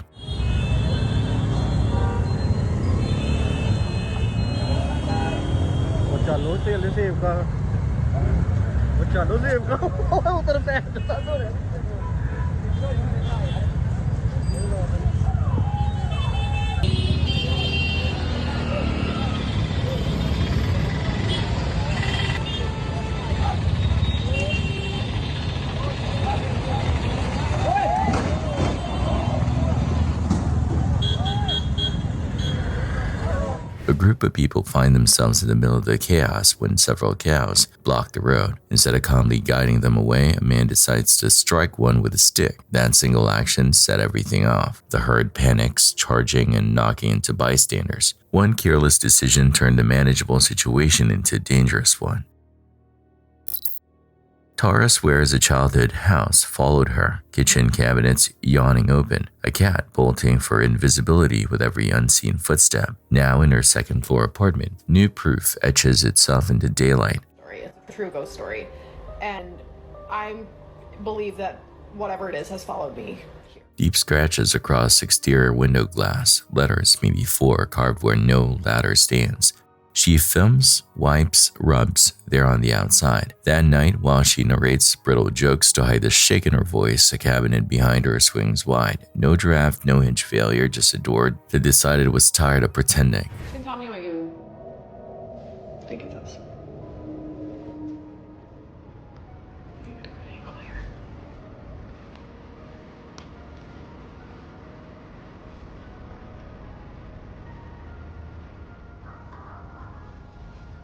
I don't know what it says, but it looks like it's like 4 letters maybe. Again, this is on the outside of the window, you can see. Second floor. But I'll show you, these are definitely on the outside of the window, because I can wipe and wipe and wipe, and they're 100% on the outside. The only other like weird-ish thing to note is I've been hearing like loud noises.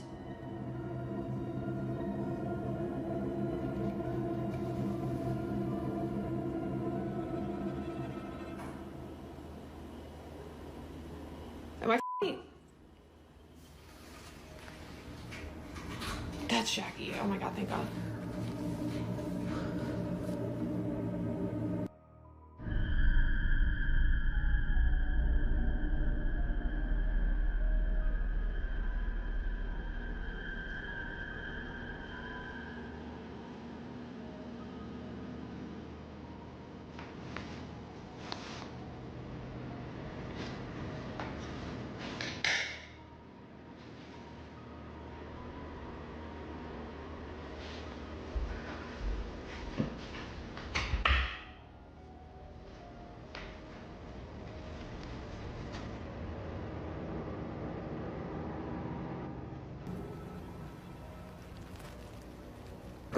Oh my god, Jackie!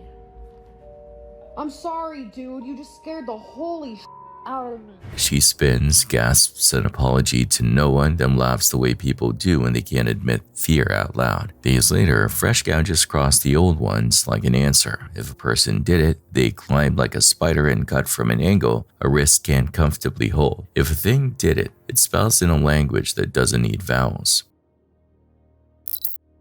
This dashcam footage comes from South Africa, captured less than 2 weeks ago. The opening frame is already disturbing, but watching it play out is even worse. Fatigue warning. Please rest now.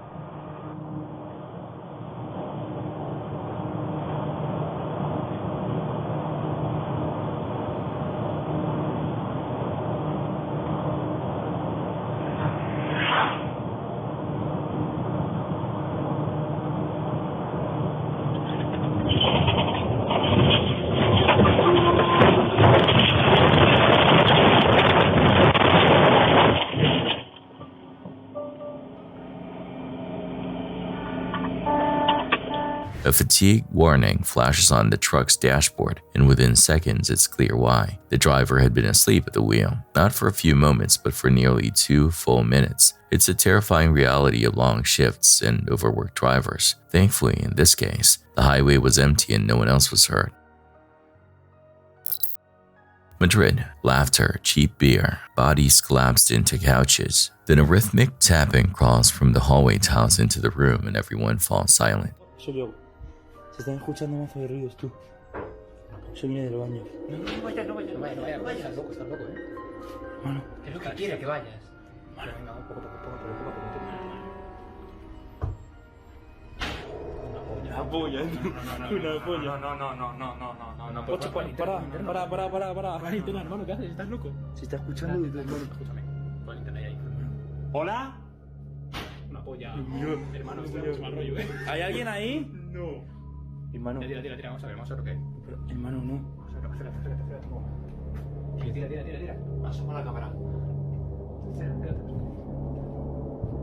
Espérate lo que hay, espérate. Ahí no hay nada. No hay nada.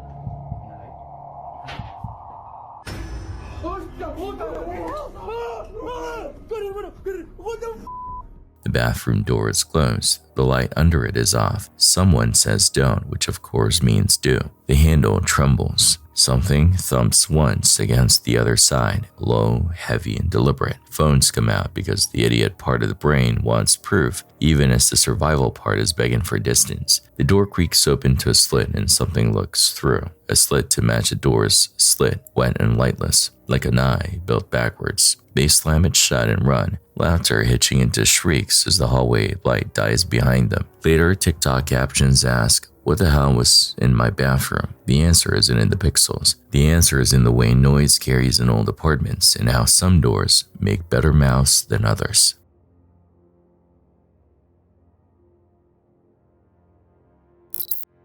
Next, we're in Brazil. The following video was shared online by Enrique Martins, a celebrity makeup artist who couldn't believe what his brother managed to capture. Porra! Putz, estourou a janela, dona Tânia. Sai daí que estourou a janela. Fecha. Sai daí, não. Meu Deus do céu. Vem aqui, Enoque. Vem aqui, Enoque. Vem. Vai pra lá. Vai. Vai pra lá. Putz, estourou a janela, Henrique. Aqui, você acredita, mano? Meu Deus do céu, senhor. Vai estourar. Meu Deus! Meu Deus do céu! Vem, mano!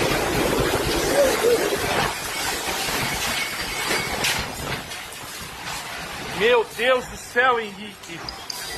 Estourou tudo, meu Deus do céu. A storm hit their building hard. Windows shattered, ceilings collapsed, and debris flew through the apartment. It looks like a disaster movie than a home video. One of their cats even went missing in the chaos but was found later hiding in a corner.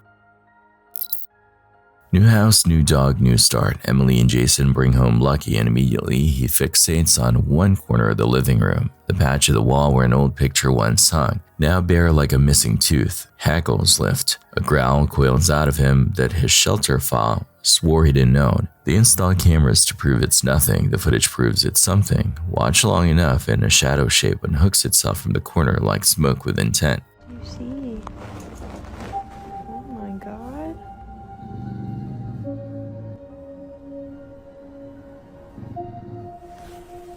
You can see the front's back stand up, as if it's being threatened by something. Girl, don't get me scared. Was Melena's dog warning her of a malevolent spirit in the room? Or is it just something?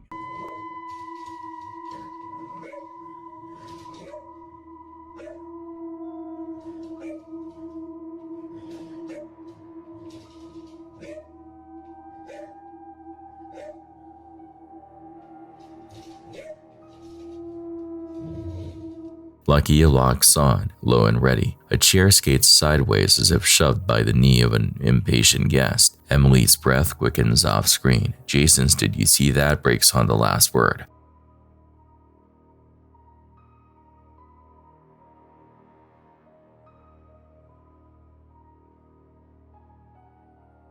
They send the clip to a paranormal subreddit because strangers are easier than friends when your house is telling you to leave. After that, silence. Maybe they moved. Maybe they didn't. Maybe Lucky learned the word for no in a language you can only growl. It's CCTV footage. It's from Russia, and it involves something far larger than you'd ever want to see up close.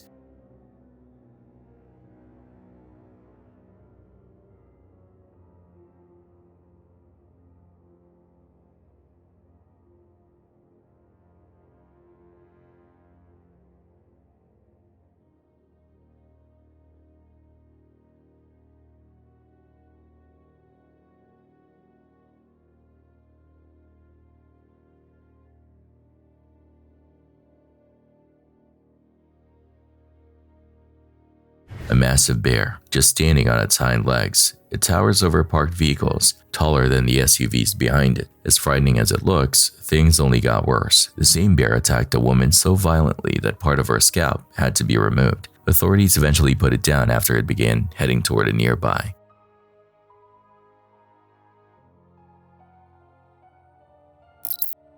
A family gathers under flowers and fluorescent churchlight to say goodbye to a mother whose voice still hangs in the rafters if you listen wrong. A single helium balloon strains gently above the pews, random drift, the physics of grief made visible. Then the string tilts as if tugged by a hand that isn't there. It ghosts down the aisle, not toward doors or vents, but straight toward the daughter who's been swallowing her sobs the hardest. It slows at her shoulder and stops. Doesn't bob, doesn't sway, just keeps her company.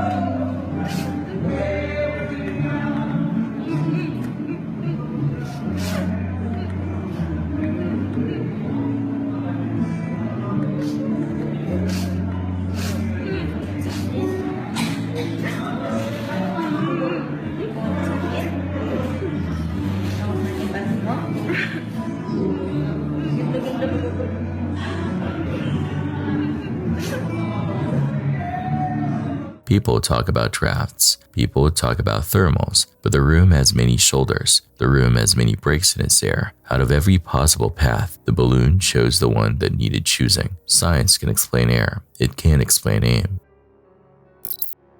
Now imagine this. You're walking by your local school, a building you pass every day. Only today, it's not standing anymore.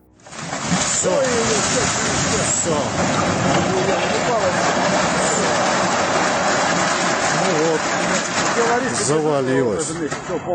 Полностью все завалилось. Вот такая катастрофа произошла. Хорошо, что выходной день. That's exactly what happened in Tatar's Russia, when an entire school building collapsed in seconds. Luckily, no one was inside at the time, but the scene is still shocking to watch. Полностью все завалилось. Вот такая катастрофа произошла. Хорошо. Hippo is a sweet, lumpy cocker spaniel whose only growl until now was reserved for tug-of-war. He freezes one afternoon beside the bed where Mama and Baby B were just sitting. His eyes narrow in empty space at knee height. The fur along his spine rises like static.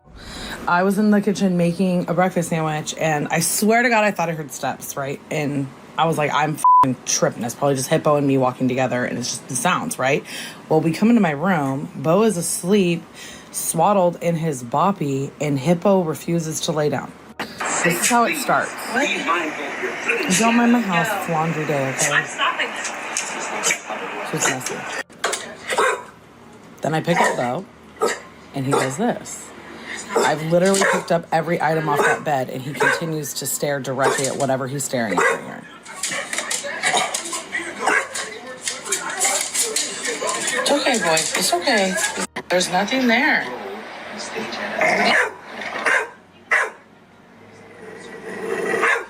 I've never seen him like this before. He's never been aggressive at all before. The only time I've ever heard him growl is when I'm like playing tug of war with him. Good boy. Good boy. What is that? What is it?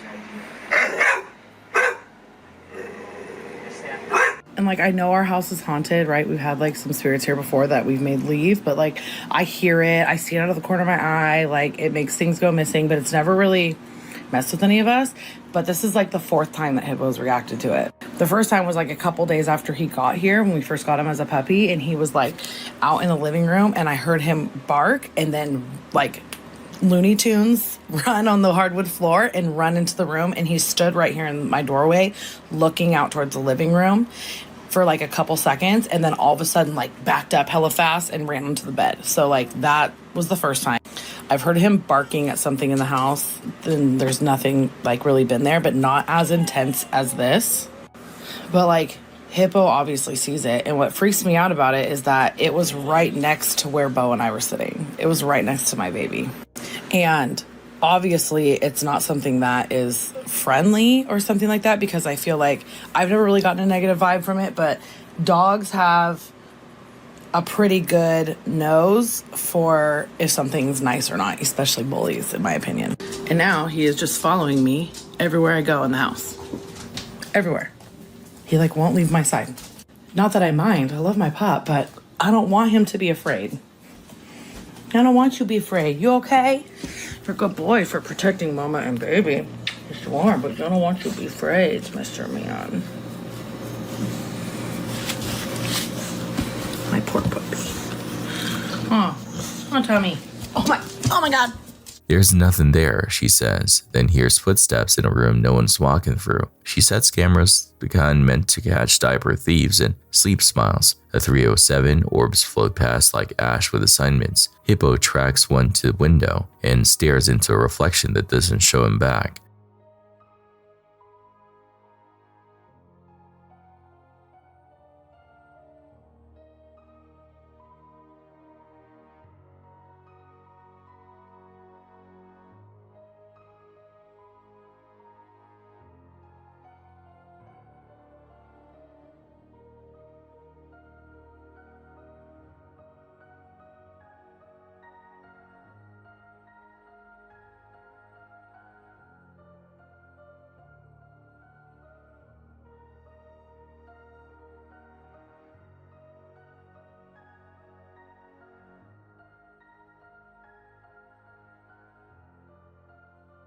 Skeptics call it dust, believers call it company. All Mama knows is that whatever Hippo sees stands where her baby's head just rested. He leans his warm shoulder against her leg and refuses to leave her side for days, the way dogs do when a storm is closer than thunder.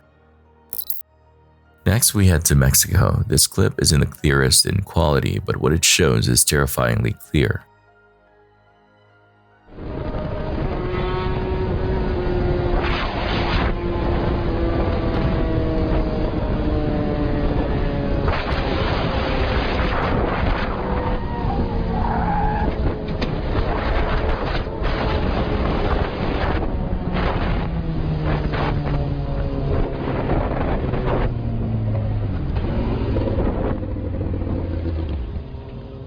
A group of bikers were out riding when a car tried to race them. The driver completely lost control, the vehicle flipping violently. Witnesses say the driver accidentally hit the emergency brake while flooring the gas, causing it to spin out. Initially, rumors spread that the passenger caused the crash, but witnesses confirmed it was the driver himself, who was also drinking and even seen passing bottles to others on the road. A mother films her infant, soft breath, tiny hands, the kind of quiet that glues the day together. The baby yawns, then jolts, not like a startle, but like a skip in a file. A split-second stutter where joints move without passing through the space between. Played back slow and the motion hits your brain wrong. A doll yanked and released, a puppet on an invisible lag. The child is fine, cooing, perfect, only the video is haunted. Compression artifact, rolling shutter, phone sensor tumbling to catch up with reality. There's a benign name for everything, but when flesh turns mechanical on camera, some animal part of you suspects we're all one bad buffer away from snapping between frames. You'll tell yourself it's harmless, you'll be right. You'll still watch it twice because a tiny part of you wonders what else the lens saw that you did not. Next, we move to Brazil, filmed in early September. Severe droughts hit the region, leaving water levels dangerously low. Vou lavar minha mão sujou ali. Tô aqui no Pantanal. Vou lavar minha mão aqui nessa água. Olha, mas o problema aqui tá sério. Será que vai dar pra lavar a mão? Olha, tem aqui do meu lado, tem um. Olha isso. Presta atenção, será que o cara dá... Tem jeito do cara lavar a mão aqui? Hã? With little water left, one reservoir became crowded with alligators searching for survival. The scene is unsettling, hundreds of them crammed together, barely moving, while a man films only feet away. Whether crocodiles or caimans, it doesn't matter. Being surrounded by that many is nightmare fuel on its own. Here's a clip that's hard to get through without reacting. Speaker. Thank you. Hello? Hello? Mom, I'm getting arrested. I'm sorry. What? Sorry. I'm getting arrested, Mom. Why? I'm sorry. Dude, you gotta stop that. I'm sorry. Possession. A young man is being arrested, calling his mother on the phone mid-detainment. His voice cracks as he says he's sorry over and over, while she listens in disbelief. He's being taken in for possession. Whether you feel sympathy or not, it's undeniably uncomfortable, an eerie reminder of how fast life can change in a single moment. Now over to China's Shenyang-Dalian Expressway. CCTV at a toll station captured this terrifying crash.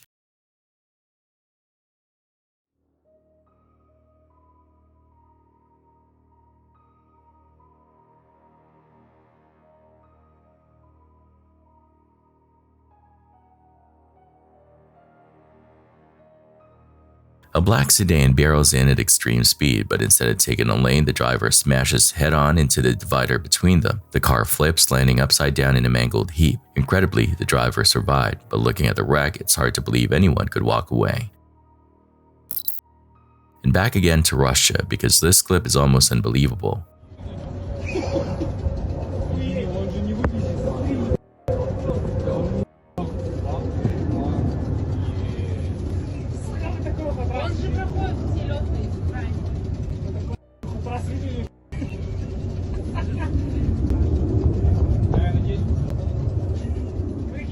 Captured during a test flight, this video shows a massive MC-21 jet performing stunts no one expected. The aircraft is still in testing and not yet in full commercial use, but the pilot decided to push it to its limits. Watching that giant passenger plane twist, turn, and dive felt like it was seconds away from crashing. Somehow, the pilot pulled it off.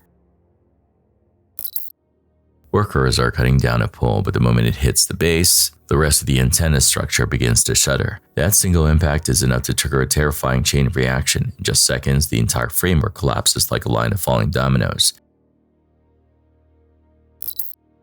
Australia is next on the list, and before you brace for spiders, don't worry, this isn't about animals at all. Instead, the footage shows a robbery in progress. 3 armed men storm in, but what happens next is unbelievable.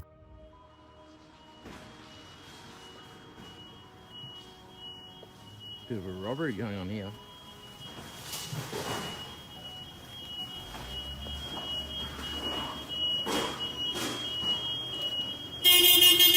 Woo!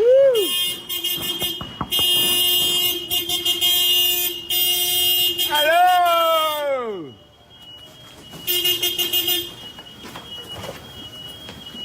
Step out of the way. Hey, away.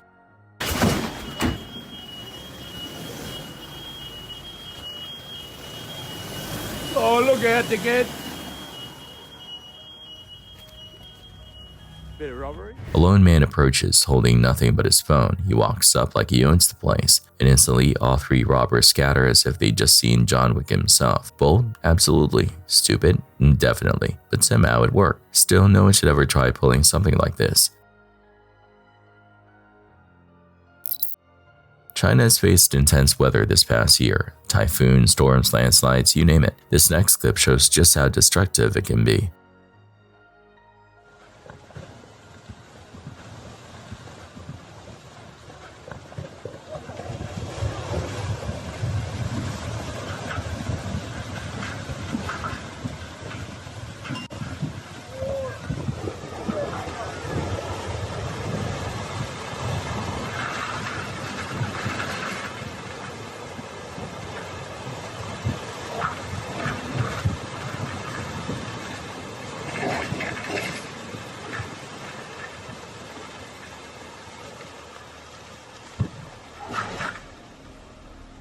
A family's car was caught in a landslide. They managed to escape just in time, but the slide worsened, swallowing their vehicle whole. Watching it get dragged away is chilling, especially knowing that if they'd hesitated even a few seconds, the outcome could have been fatal. Here's CCTV from Malaysia showing what has to be one of the worst ways to wake up.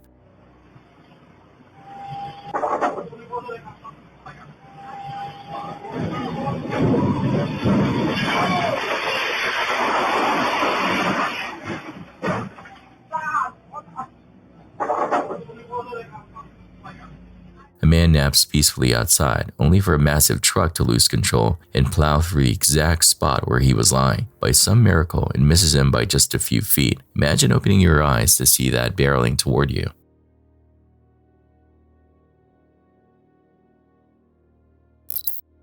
An excavator is working dangerously close to the edge of a steep hillside. The ground beneath it is unstable, and as the machine pushes forward, the weight shifts. Within seconds, the entire excavator tips and begins sliding before tumbling violently down the slope. Now to China again. This time a water slide built on the side of a mountain. Sounds fun, right? Not so much.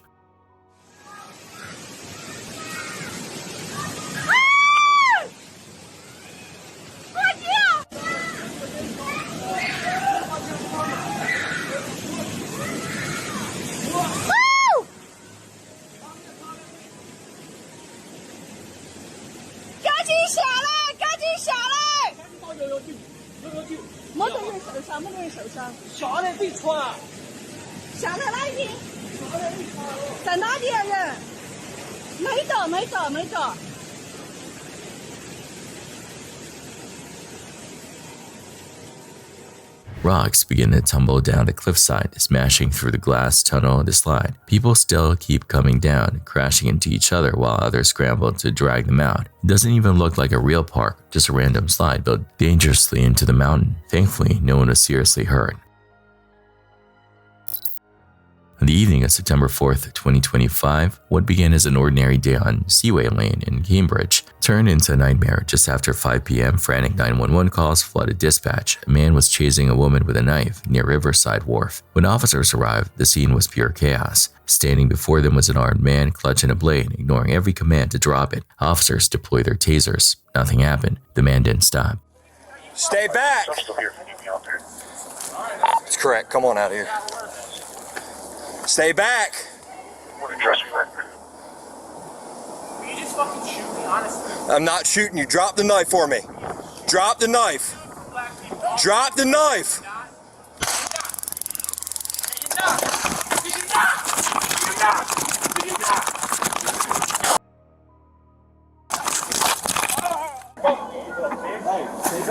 Hey, I got none. I got none. Alright. Fred, come on out here. Stay back. We're gonna trust you. You just fucking shoot me, honestly. I'm not shooting you. Drop the knife for me. Drop the knife. You do it for black people all the Drop time. the knife. Do you not? Do you not? Do you not? Do you not?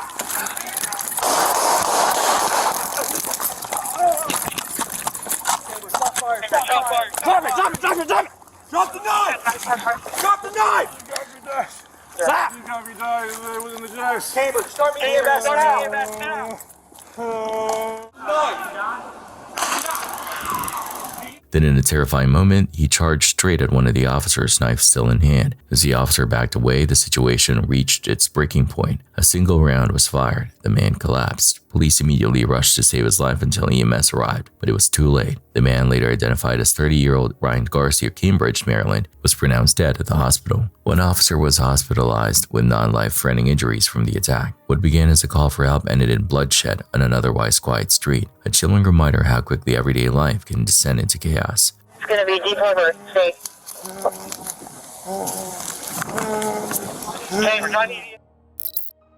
Now we head to Valencia, Spain. Storm Dana struck hard, bringing devastating floods that left parts of the city underwater.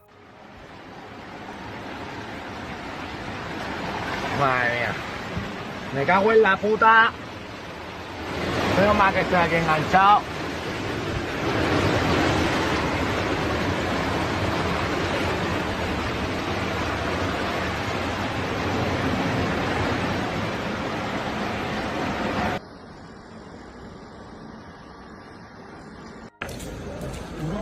Hostia.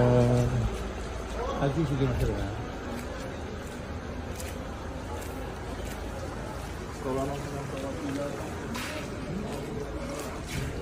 ¿Esto es peor? ¿Esto es peor?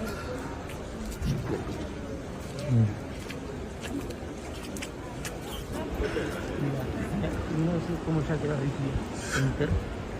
Mira ahí. Pues estos están peores. Eso que te digo ayer. Así, este farrete.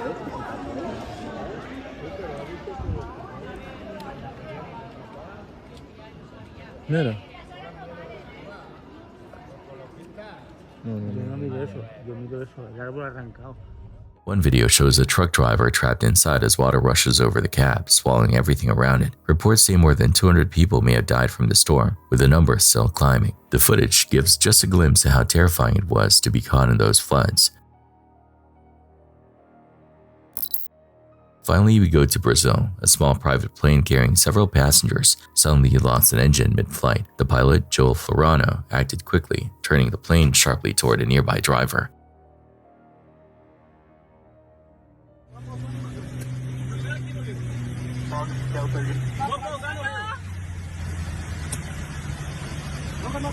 Aqui na praia. Na praia. Eu joguei trem embaixo. Aqui não vai chegar,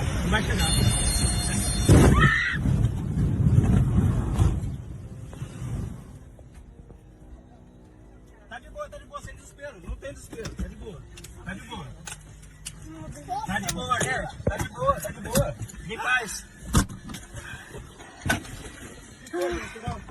Cara, o motor esquerdo apagou. Todo mundo tá vazando logo. In a high-stress split-second decision, he managed to land the plane on water, saving everyone on board. It's a textbook example of incredible skill under pressure, and just how close disaster can come without warning. Thanks for watching. Stay vigilant, friends.